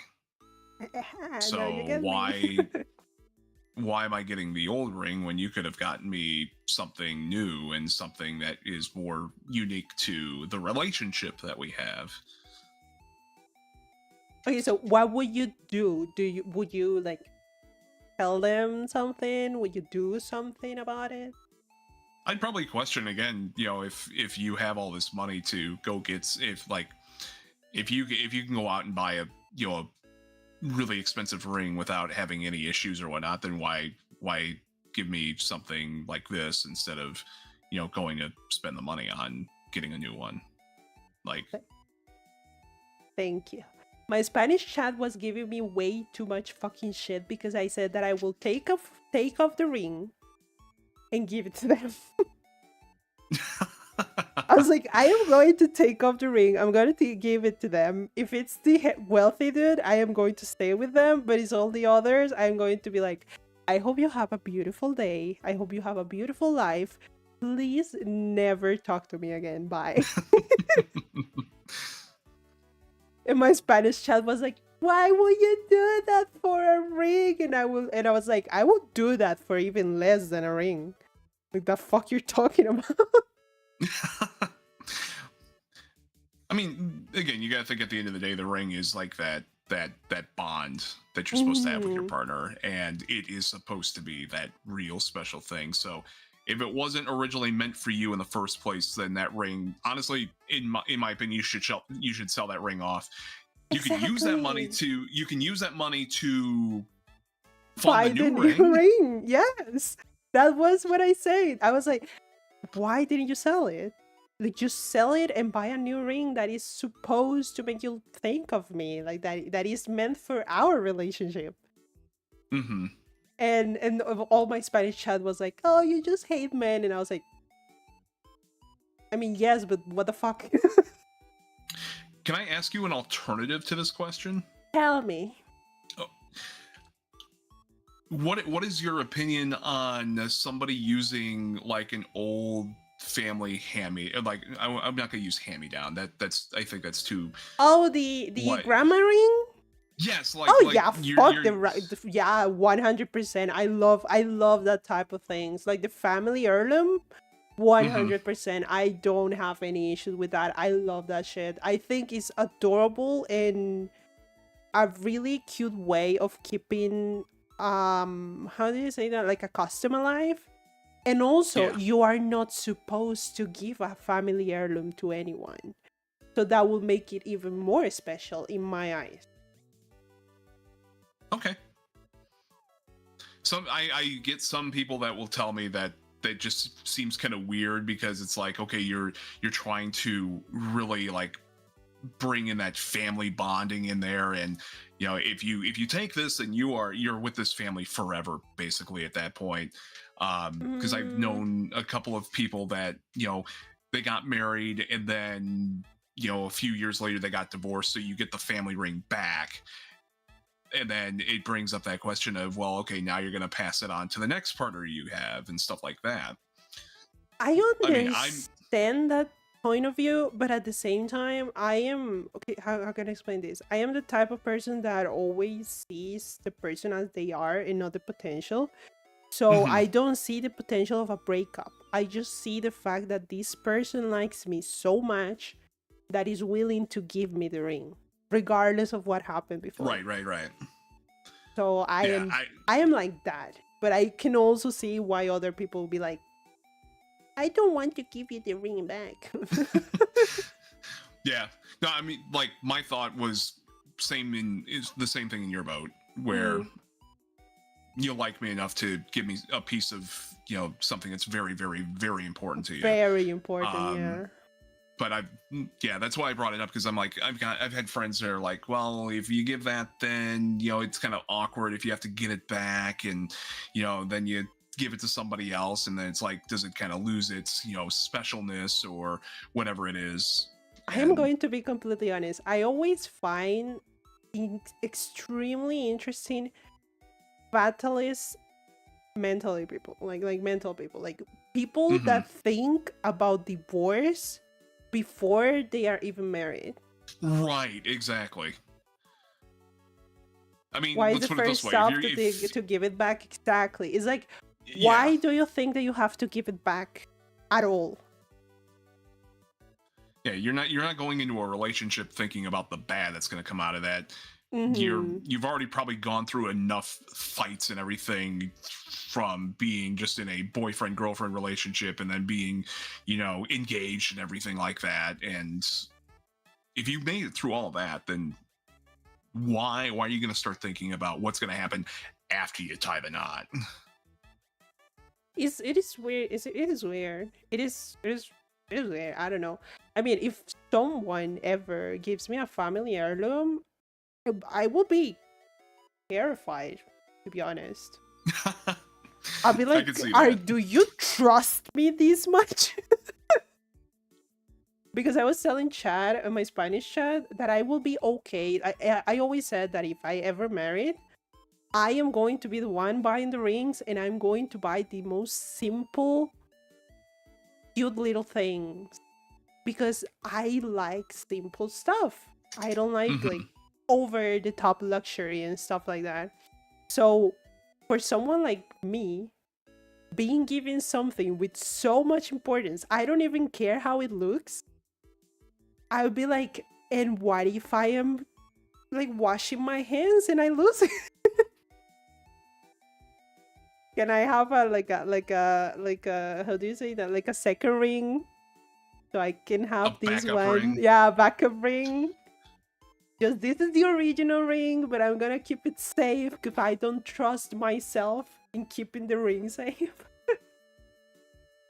Yeah, I That's why would. I've always found it odd when people, like, you've got your engagement ring and then you get your wedding ring, because I always thought like the two are like supposed to be the same. Like, this is the ring you proposed with, so what's gonna make a wedding ring a whole lot more special than the one that you proposed with? I am going to Um, be completely honest. I have a pair of rings. Do I have a photo around? I have a pair of rings that I called my cockroach repeller rings. You're probably imagining correctly why I call them that. yeah. One of them looks like I have a fiance, and the other one looks like a marriage ring. Mm-hmm. If I use them correctly, if I use them together, they don't work. But if I only use the proposal, the engagement ring, they do. No one talks to me. and I do not understand why. It's only with the proposed, like the engagement ring. Where the fuck is that ring? So this is something that you'll wear like if you're going out into a social setting and you do not want that type of interaction, basically. Exactly. That's totally understandable. I cannot find it. I'm sorry. And I was like, okay, oh, the engagement ring was traditionally a family heirloom, and then the wedding band was the personalized ring to their relationship. That's cute. That's actually cute. I could live with that, yeah. Yeah. Trying to remember, like, I never really understood like the concept around like what you need to get sometimes when it comes down to rings. I always figured, growing up, it was like you get the one ring and that's the only ring that you need to get with it being the engagement and the wedding ring and stuff like that. Yeah. It's really fun. It's really fun thinking about like rings and all. Have you ever find someone, because I have one of my friends that freaks the fuck out anytime someone even mentions getting her a ring, because apparently she thinks that the only person who can give her a ring is like her significant other or someone that is in love with her. And I was like, what? Like, if you see a funny ring, give me the funny ring, or send me the link and I can buy it myself. I don't care. I am not going to think that you're in love with me just because you give me a ring. I mean, rings are also a fashion statement too. Exactly. And I was like, why are you so weird? I mean, hell, who hurt you so much? The example I always think of Joel's hand cam streams when he's wearing rings. Oh, the red ring that is actually a family heirloom. Yeah, I remember that one. That is the only ring I remember. I don't know any other ring that's I could have sworn he had a couple more, but maybe I'm wrong. Probably. I think he does like to wear the rings, but the only one that I remember is the family heirloom because it's really pretty. And have you noticed that almost every family heirloom is really pretty? I think it's because it comes from a time where things were a lot more personalized and they weren't so simple. You had a family heirloom because it was something that had been handed down probably from a generation before that or 2 generations before that. Because you think back to ancestors and stuff like that, and how the family tree has gone down the line. So it's like there was always that one thing. Because it's always been, I think in my family, it's always been like there's been a ring that's been handed down, I think, for the last 3 generations. I know if we want to call it, I'm not sure if I'd call it an heirloom, but it's definitely something that has been handed down in our families, especially on my mom's side. My mom's side has a very deep German background, and there are a pair of cuckoo clocks that have gone down from generation to generation. So my mom has a couple of those cuckoo clocks. I mean, as an ESL, I will call that as heirloom. Hi, Swordy. Hi, sweetheart. Hello. Yeah.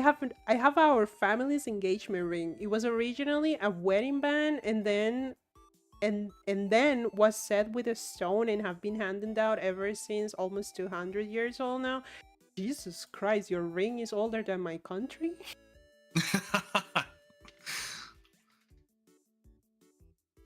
So, like, for real.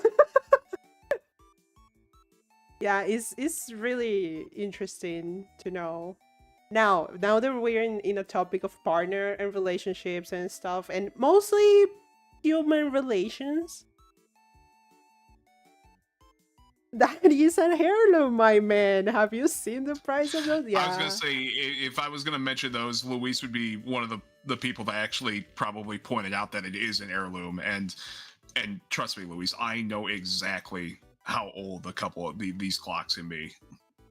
So the clocks are older than my country. Noted.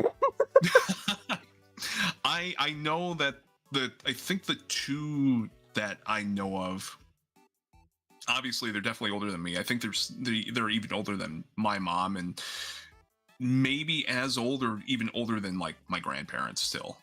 Holy shit. And they still work like a charm. They still make music and sound. They're all like chain driven, stuff like that.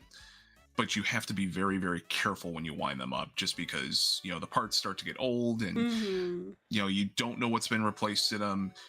And I know when mom has had to get one of them repaired, you had to go like to a very specific clock repair shop, Mm-hmm. because if you've seen some of the inner workings of a clock and how complicated they are, I could probably take a clock apart, but then not know what the hell I'm doing to put it back together.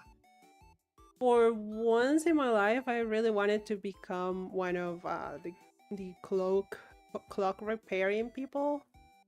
There was a whole nationwide. Do you see that, like an event for young people to learn how clock works and everything? And I really wanted to go there, but then work happened. But I really want to. I feel like fixing clocks is so fucking funny and amazing. They need to have such a steady hand. It's Mm-hmm. crazy. Sordy says, I've always thought I would like to pick my own ring rather than someone pick it for me. And that's if the ring is in an heirloom or anything. That is fair. Yeah. Yeah. What? I mean, at the end of the, you're gonna get a ring that. What if you don't like that ring? Yeah. I mean, it would. It's one of those things. Or I remember conversations coming up. It's like, you know, somebody will tell you you don't want it too tacky. You don't need it full of like diamonds or whatever. Or they need something simpler. Maybe they like having a little shine to them or whatnot. I think it's honestly very, very fair to let your partner pick out, you know, the ring that they want, and then, you know, you kind of dwindle down the details, get it to a, you know, respectable price range, I guess, if you want to put it that way. But Mm-hmm. if you find something that you know is going to be very, very special for them, and that's the one that they want, then I get it. I get it for Yeah. them. Yeah. 100%. I am the type of person that, more than how the ring looks or anything, actually, while getting gifts in general, I don't care how Mm-hmm. whatever looks. I just care about the fact that, oh, you thought of me for giving me this. Mm-hmm. So I am the type of person that if someone comes with a ring, like if someone proposes with a ring, the ring might not be my style, because that happens. But at the same time, I'm going to look at a ring, and that ring is how this person sees me. So imagine if someone gives you like a really big diamond, and it's like, dude, I saw that diamond and that's you because you shine your light through my life and some bullshit like that. I'll be like, dude, I hate big diamonds, but I get it. So it's like a balancing act, you know? Because I Yeah. really like being able to like say what I like and I don't like, but at the same time, I like watching what people think of me. Mm-hmm. People that I care. I am going to do that specification there, because if I don't care about you, I do not care what you think of me. Just because someone loves you dearly does not mean they'll pick something great, Lamau. My mom and stepdad picked theirs together. Oh, that's cute. Mm-hmm. Yeah, picking it together. Also going like watching rings and just noticing what the other person normally prefers. That's a really good strategy. Mm-hmm. Strategy. Mm-hmm. I cannot English anymore.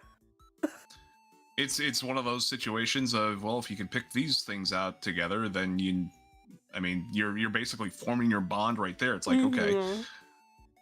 these two rings are going to symbolize what we've got moving forward. So it's like, okay, now you've got the ones that you actually want. Mhm.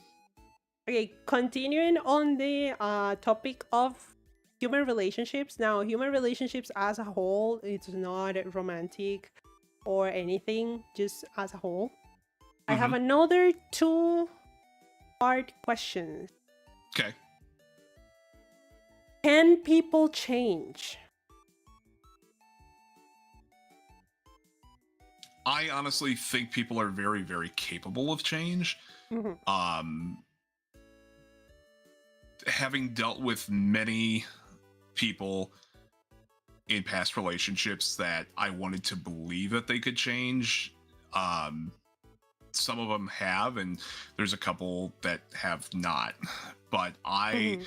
I have always been on the stance, not even in just relationships, but even in just friendships in general too, where if something kind of goes wrong and then you're kind of apart or you're not talking for a while, or you realize that if somebody doesn't change this or this about them, then it's not going to uh you're at least in your eyes, you're not going to see that they're changing. But if you totally believe that somebody can change and then you start noticing that change, then you can believe that people can change. Personally, I think people can change. I think over time, as people age and go through different experiences, they learn what's really good for them, and then they learn the experiences that are really bad for them, and they can see what type of negativity that had on their life. Mhm. And I find that to be a very huge point of maturity at that Mhm. point too. Because if people really notice that they're not being mature and that they want to fix that, I think that is a point of change. Mhm. Um, but obviously, if people are set in their ways, sometimes there is no talking to some people of the way that they are, and if they decide that they want to stay that way and there's nothing that nobody can do to change them, then you know what, that's where I'm like, okay, well, I'm gonna go my separate way basically at that point. But in the end, yeah, I do think people are capable of change. Okay. Now, the second part is the important part or the more interesting part. Will you keep them around?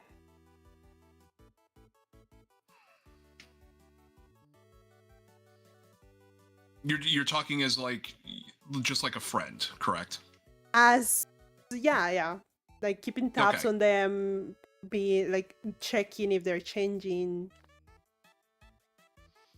continuing I to would, I give would, I would, I them, would for a time. I yeah. would probably for a time keep in touch with them, and if I notice that there is some positive change going on, then I would like to be that encouraging factor. Especially, let's say, you have a friend where a big group of people used to be friends with them, and then they everyone kind of fell off and everything, but let's say there's some things that you enjoyed about that relationship with that person, Mm-hmm. and you guys had a intimate conversation of why things went the way that they did, and it's like, hey, if you work on this and this, then maybe you can get that group back. And um I would like to say that I can definitely be an encouraging factor. I like to be an encouraging factor for some people, and a lot of experience. Yeah, I've had friends that I still know today that um, had to go through experiences like that, and honestly, they are a lot better off going through some of those positive changes. And there's a few people that I know that we had that conversation, and it's like, look, if you can't do this, then it's going to be very, very difficult for me to continue to try to be that positive reinforcement for you, because you're not seeing the bigger picture.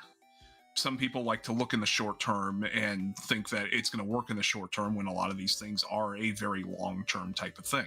Mm-hmm. um so if they're committed, yeah, I'll definitely keep in touch with them and keep giving that positive reinforcement. But at the end of the day, if they decide that they think it's too much or it's too difficult, then I feel like sometimes I did everything that I could to try and help somebody out. But if Mm-hmm. they, at the end of the day, don't want that help, then it's like, well, it's going to be kind of hard for me to give you any more time and energy if you don't want that help or you don't want the opinion anymore. That's fair. That is really interesting. As a fun fact, I never had a friend who thought like that. Because my friends are either yes, I stay or no. Mm-hmm. For example, for me, I am a no person. The moment something, like for example, I am not saying that you have bad habits and you want to change. I am 100% going to be there for you if that's the case. But if you do something to me specifically, Mm-hmm. hurt me in any type of way, do I believe that you can change? Yes, 100%. Anyone can change. However, I am not going to be there for you when you change. Mostly because it's my decision Mm-hmm. to not expose myself to more harm. And that's it. Like if you want to change some habits or some parts of your personality that you're not really happy about it, I am all in to help you, to be there, to cheer you on, to be like fuck that shit, that fucks. But the moment it gets personal, yeah, that I always say that it was my fate, let's say. It was my role to be there when that happened, but it's not my role to be there when you change that part of yourself. Mm-hmm. Maybe because we both needed to learn something from it, I don't know. But that's it. Like if it's personal, I'm sorry, but I'm out. And a lot of people are like, "Oh my god, you're so mean. What if they change and they come back later and tell you that they changed?" That I'm sorry. I only know the person who did what they did. I do not know the quote unquote changed person. And like I will treat them like I'm a stranger because they are a stranger. Mm-hmm. I can think of probably two people in my life that they could prove to me all that they want, that they've changed, but at the end of the day, going on the personal level, Mm-hmm. they. So let's put it this way. One of them would be my ex-wife. Okay. Mm-hmm. They've hurt me so deep down to the point where it's like there is no rooting out that core of, you know, I wouldn't even say, yeah, I think that they could be capable of change, but in my eyes that hurt was so bad already that I would be kind of in the same boat with you, where it's like, okay, well, congratulations, I guess, but it's not going to change with me. You do what Mm-hmm. you need to do in your life to keep going on that positive change, and if it's working for you, great. But at the end of the day, I'm not going to be there like congratulating you or anything. Mm-hmm. I might think inside of like, I might have that very selfish thought of "I told you so" inside. Yeah. See, I wasn't But crazy. it's amazing to see, the experiences that people that you knew like that have to go through before they Yeah. actually realize, oh, that actually was wrong. Mm-hmm. And it's yeah, I will always be like, It's really hard because as much as a lot of people like to think that life is a utopia, mhm, um as much as you can even see that they actually have changed, every time you see their face, you're going to be reminded of a really dark side, a really dark part of your experiences, a really dark part of your life. And as I said once, one person asked me, this is like a little bit of a TMI. Before I started watching the doll, I was watching another streamer, and that streamer said something really mean about people with acne.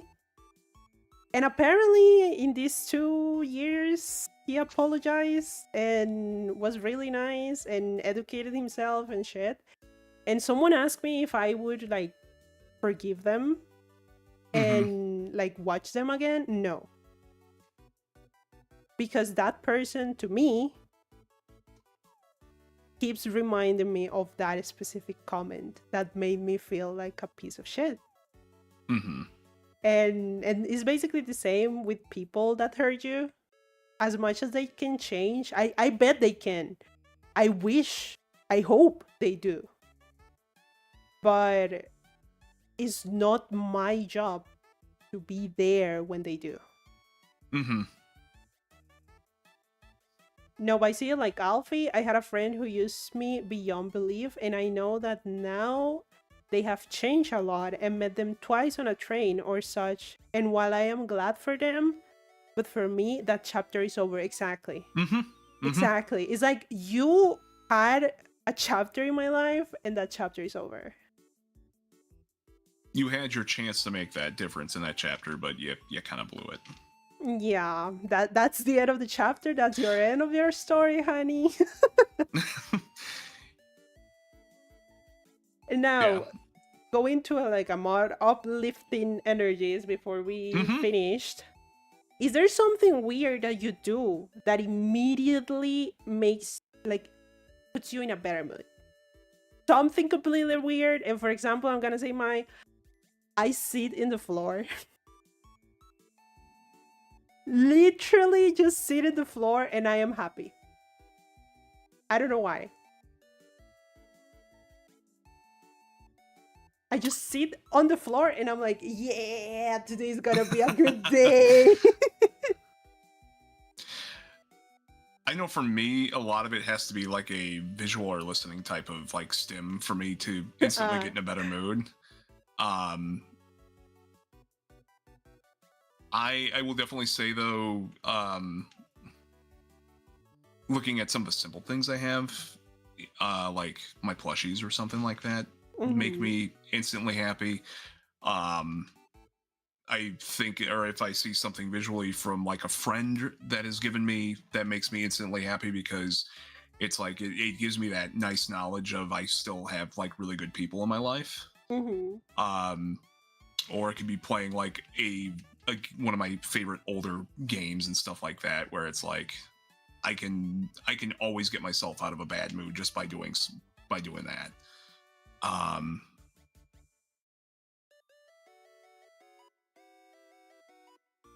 Yeah, it would definitely be something like that, where it's like it shifts my thoughts to a completely different thing.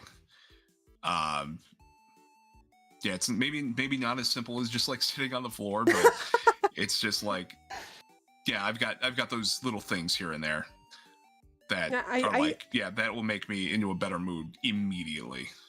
I was talking with one of my friends, actually. I was talking with Dastan about it because I realized that like 2 weeks ago. I was in a really, really bad mood and I just sat in the floor just to play with Lucifer, with my cat. And I was just sitting, waiting for Lucifer to like come over me, and I was already happy. And I was like, oh my god. What the fuck? And then I tried it another day and without my cat, and I was like, why am I happy? Why am I happy? I'm just sitting on the floor. So it was really fun, and I was like, does Teebs have something like that? Is Teebs as weird as me? But apparently no, I am just a freak. You know, it's really interesting though when you talk about this type of thing, and then it's like the self-therapy is so nice sometimes. Like if I get alone with my thoughts, sometimes it's like I don't know who to talk to sometimes, and then it's like, oh, I'm that type of person. It's like I don't want to burden somebody with my thoughts, even though I really, really have to get them out. And then I just like find something to fiddle with or whatever it is, and then I just kind of talk to myself a little bit, and then I'm like, okay, now I feel better. The self-therapy is something that you really need to like trial and error, I say. because Mhm. I always say this, and every single person that I tell this to makes fun of me. Even Joel did. I have a mental breakdown journal, like a literal notebook that I every single time that I am like in that specific mood that I do not know, I do not even understand my own thoughts.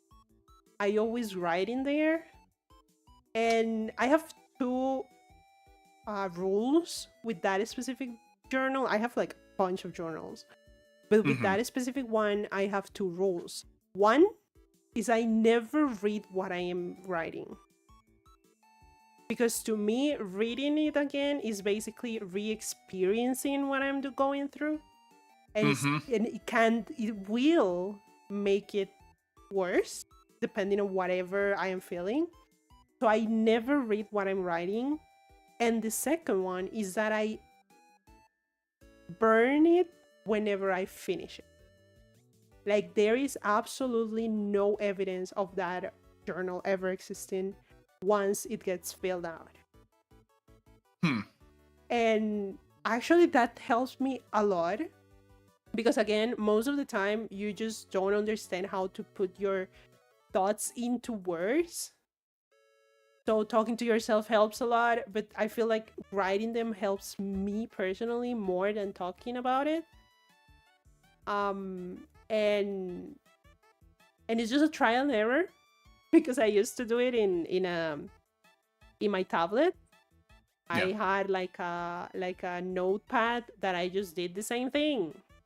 I wrote it and I deleted it immediately after. Like that happened, and then that it doesn't exist anymore. So that actually hates me a lot. Sitting in the floor now helps me a lot, apparently. Honestly, for me, going just if especially if the weather's nice, just going out for a walk for me is what does it Oh, for me. what does nice Because weather means? Actually, 'cause nice weather for no, me is like raining. so I would like to go outside to the point where it's like I can walk and either not be too cold or too hot. It's like that right Hmm. comfortable temperature where it's like it feels very comfortable and you're not choking on the air. Fair. So like if I put it into metric terms, like anything between like 10 and 15 degrees Celsius for me is very comfortable to be outside in. Um, walking, I've done walks in the rain before My too. face like that is cold as fuck. Oh, that's comfy for me. I'm not sure if Mona's still here. Um, Mona was asking about the snow. This was probably like closer to Christmas, I think. Mhm. And I told Mona I was going to do the most Midwestern thing. She was like, I want to see the snow. I'm like, okay, well, if I'm going to show it to you, you're going to see the most Midwestern thing that I'm going to do, which was me set up my camera on my porch and then run out into my front yard and dive into my snow with nothing but a hoodie and some shorts on. And it was like minus 15 out. You're crazy. You're crazy. I mean, I Yeah, guess that that was. it's when you are like used to that type of weather. Mm-hmm. But oh my god, you're crazy. Yeah, if you're used to like one climate year round, I could see that being like one of those. Yeah, that's really cold or that's too hot for me. Whereas here, it's like we'll go from minus 30 or minus 40 in the winter to 30 or 40 above in the summer with the humidity, and it's just like we can experience everything in like the course of 2 or 3 months. If at least was wearing a hoodie, I did as wear a shirt and a skirt and a t-shirt or summer dresses in the snow. Luis, are you insane? Oh my god. I do not know Mr. Snow. I hope one day I will meet them. But oh my god. Just thinking about it makes me cold. Yeah, for like, let's put it right now. I think, what's the temperature outside? Oh, it's right around 0 right now. And like, even right now, if it's not like super windy or anything out right now, I could probably go out for a walk and enjoy it. As long as I, wear something warm, I'll be fine. Yes, I am saying thank you for noticing. You. See, Snow here makes seeing me that from sweaty. Luis, I'm like, Luis would be just fine up here. Luis could survive here easily. Well, no, I cannot. You know what's actually funny? When you said the temperature for summer, that's the one that I was like, yeah, fuck no. Yeah, at the height of summer, sometimes if you factor in like the humidity and everything, what was like the hottest? If you factor in the humidity last year, I think the hottest it got was like 46°C.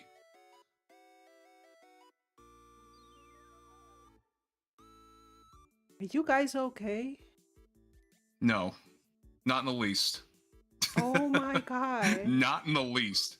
You know, like my yearly temperature, yearly, is between 27 and 12. Yearly.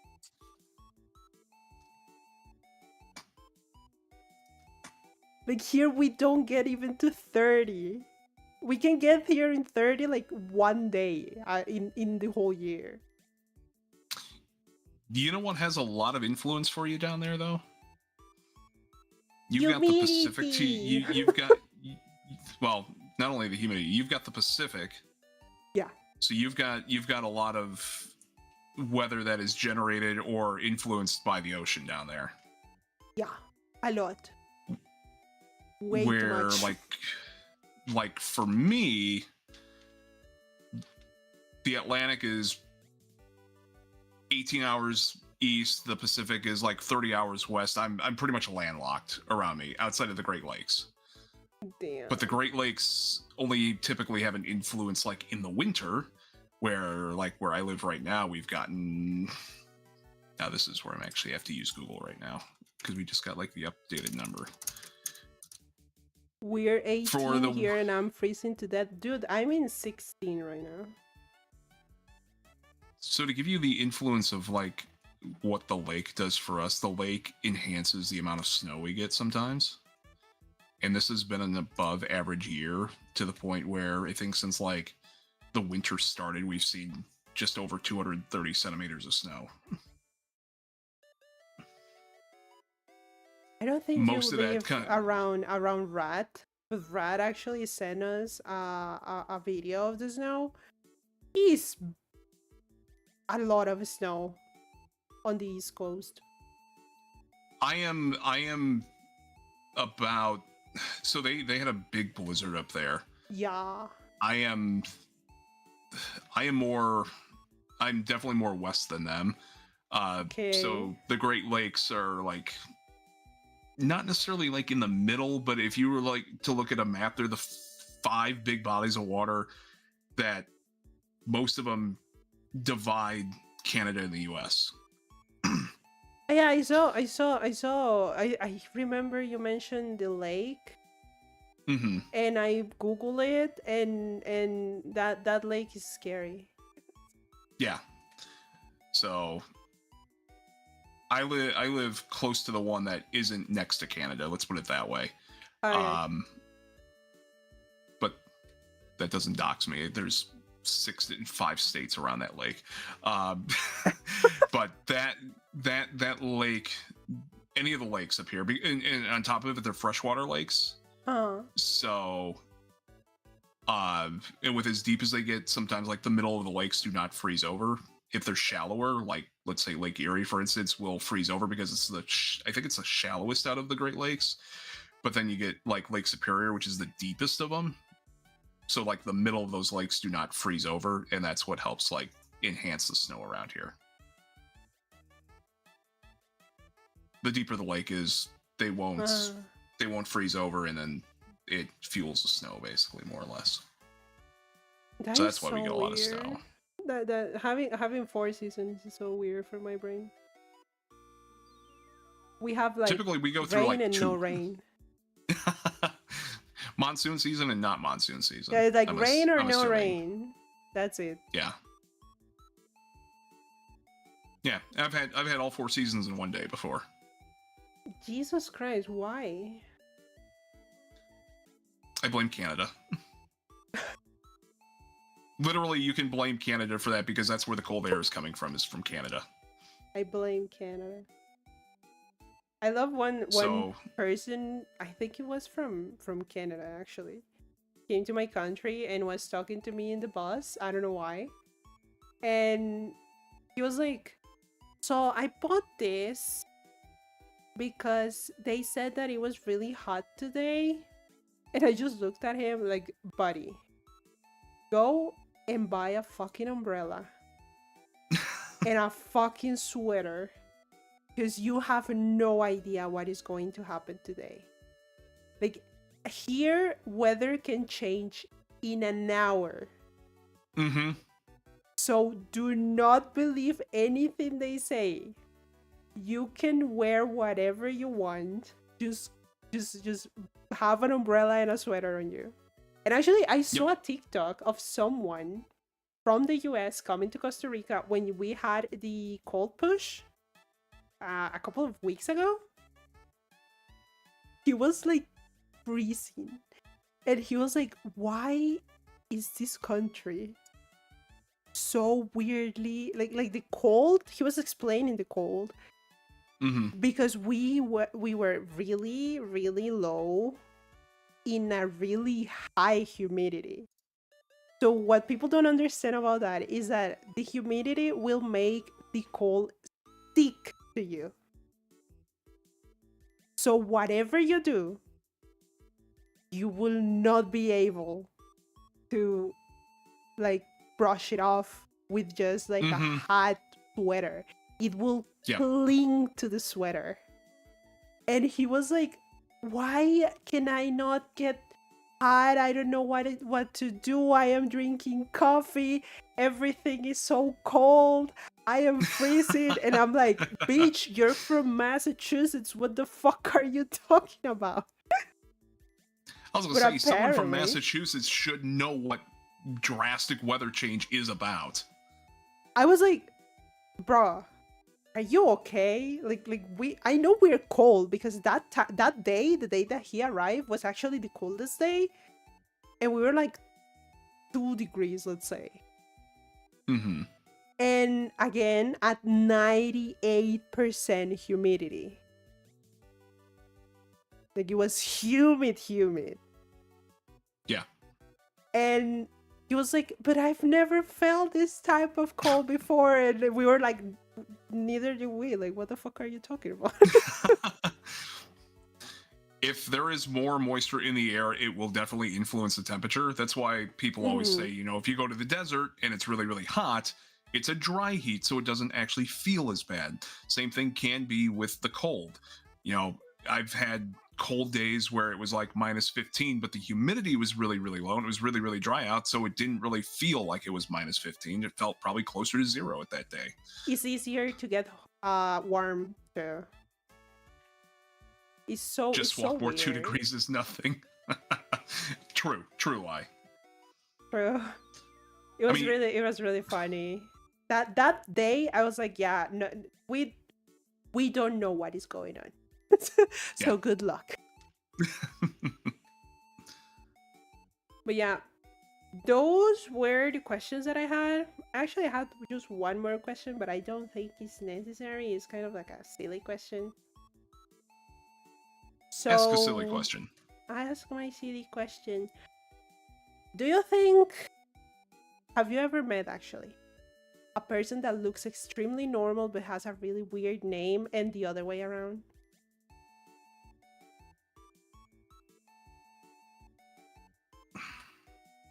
Because I just met a girl that was, I am not saying this to insult anyone. She was the most simple and average girl I've ever seen in my entire life, and her name was Surprise. Like, she was called Surprise. Okay.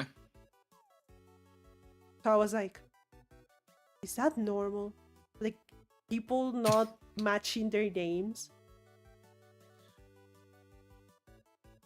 Sometimes I wonder what was going through their parents' minds when you get named, because I've met people that have like names of, it's like you have a name of a state, like Dakota, for instance, or you have the name of something that, I mean, I've heard the name Surprise before. I haven't. That's why I was like, what the fuck? What's another one? Or you get, I've just seen so many, just throughout all the years in doing sports, I've seen so many like unique names, but they're at the same time, it's like, why, what was going through your parents' minds to name you something like, Surprise, or what's another one? I've seen somebody that was named like Jamaica. I'm like, that's a country. I see someone named Batman Robin. I'm not even joking. Batman Robin. Together. Without any space. Batman Robin. I've not seen that, but I do know I've seen people where they were named after like cartoon characters or after, anime characters or stuff like that, and then they turn out to be like these absolutely normal people. Yeah. That's the funniest part, is like, and then me having a normal name be weird, being an anime girl on the internet. Mm-hmm. I'm the same way. I've got a very common name, at least, so it's like, yeah, I've got a normal name, but I am nowhere near normal. Yeah. I have like the most common name in the world for women. I'm not even joking. I have a friend named after a city in Georgia. My mom once saw someone named Made in USA. I believe that. Oh my god. Yeah. I would get a name change so quick. I don't care about telling people my name because, like, okay, yeah, my name is Maria. How many Marias do you know? A lot, right? A lot. A lot. So I don't care telling people my name. It's not gonna dox me. It's the freaky most normal name ever. She doxed herself. Oh my god, I'm doxing myself. Oh my god, I don't even know. How do you say that? How does AlphaMykee dares to use her human, your government name, your legal name? No, I was gonna say my human model, because every single one of my models has a name, and my human model is Alpha Maria. Oh my god, check every church. I know I've probably doxed myself several times, especially early on when I was starting to stream. I think I doxed myself. I doxed friends that would join me on stream and everything. And it's like, oh crap, we got to remember we're catering to now a completely strange audience, and it's like we got to try to get in the habit of calling us by our streamer names and stuff like that. And now it's like we do that in person now, where it's like, I think we got like that mix of sometimes somebody will call me Teebs or somebody will call me by my first name instead. But I know early on it's like I have doxed myself and probably other friends, at least their first names, obviously.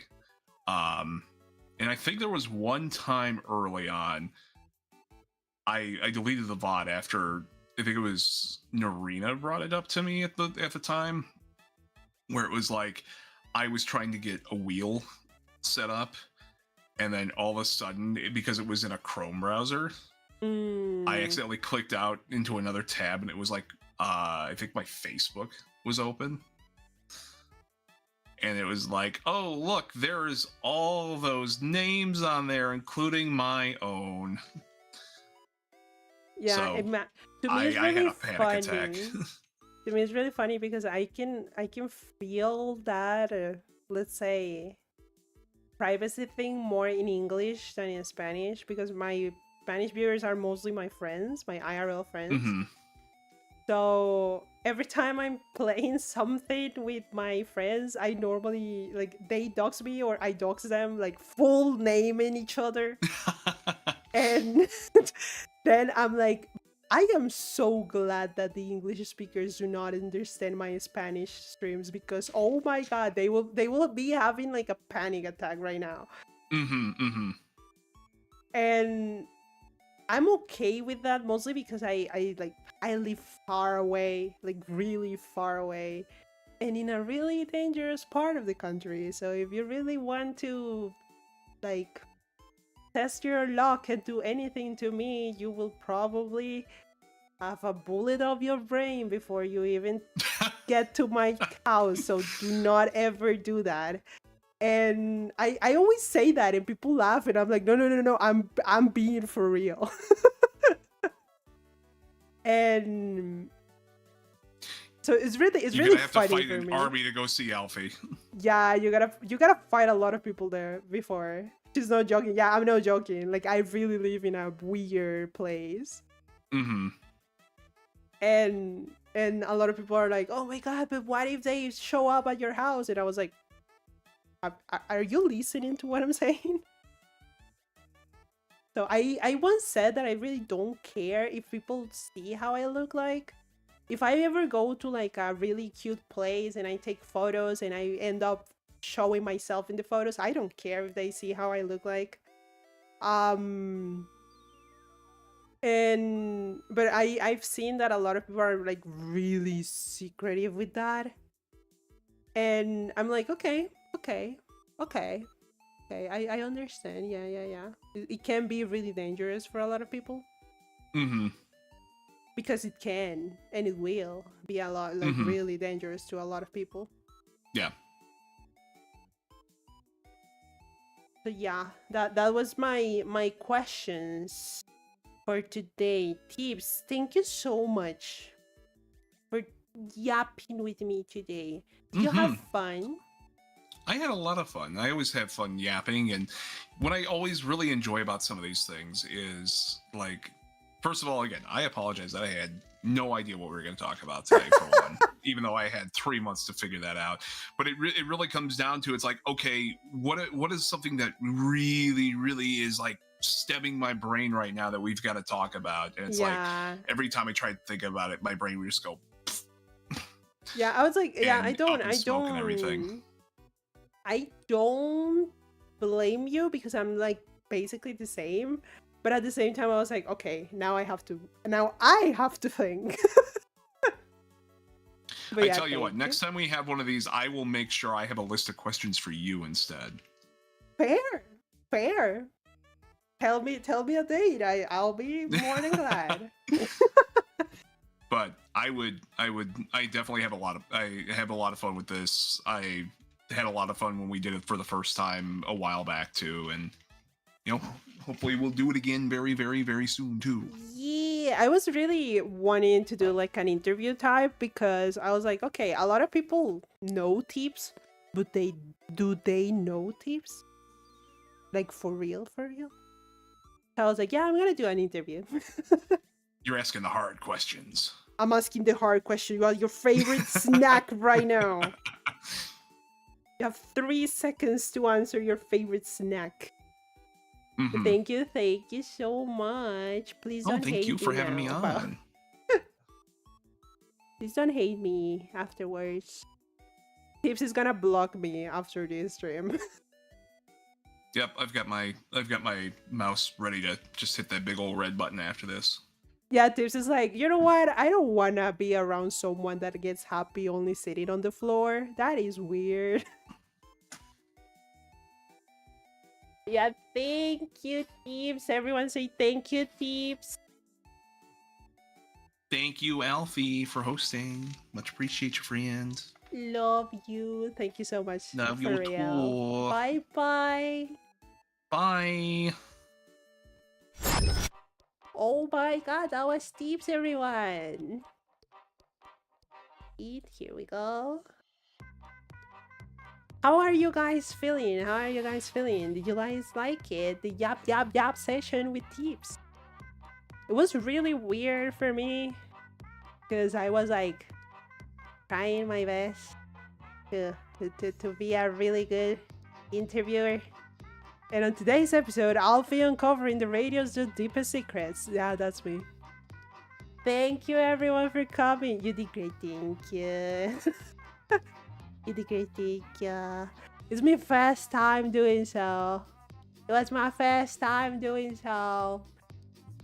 Learning about snow. Yeah, I was learning about snow. I was learning about a lot of stuff. Now Teebs knows that in my country we have like 7 different types of bananas.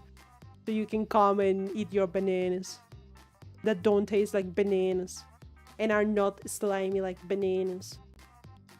Is it bad that I say that I hate bananas? Yeah, it was really fun. I had a lot of fun. Teebs has an amazing voice. I always adore Teebs. What the fuck is Joel doing streaming? Why is my Yoshi streaming? Anyway, guys, I'm going to send you to... He's lonely. Of fucking course he's lonely. I hate him. I hate him. Oh my god. I'm going to raid him then. Jesus Christ. I hate him so much. He's gonna stream more SteamNet Fest. Such a child sometimes. He's like, I don't want to be alone. Me. Didn't you expect this? Not really. Okay, I'm going to raid him. Not that I like him or anything, you know? Like, not that I like him or anything. We're gonna raid Porcelain Mail, remember? Porcelain Mail debuted this Saturday. Go be nice to the doll or don't.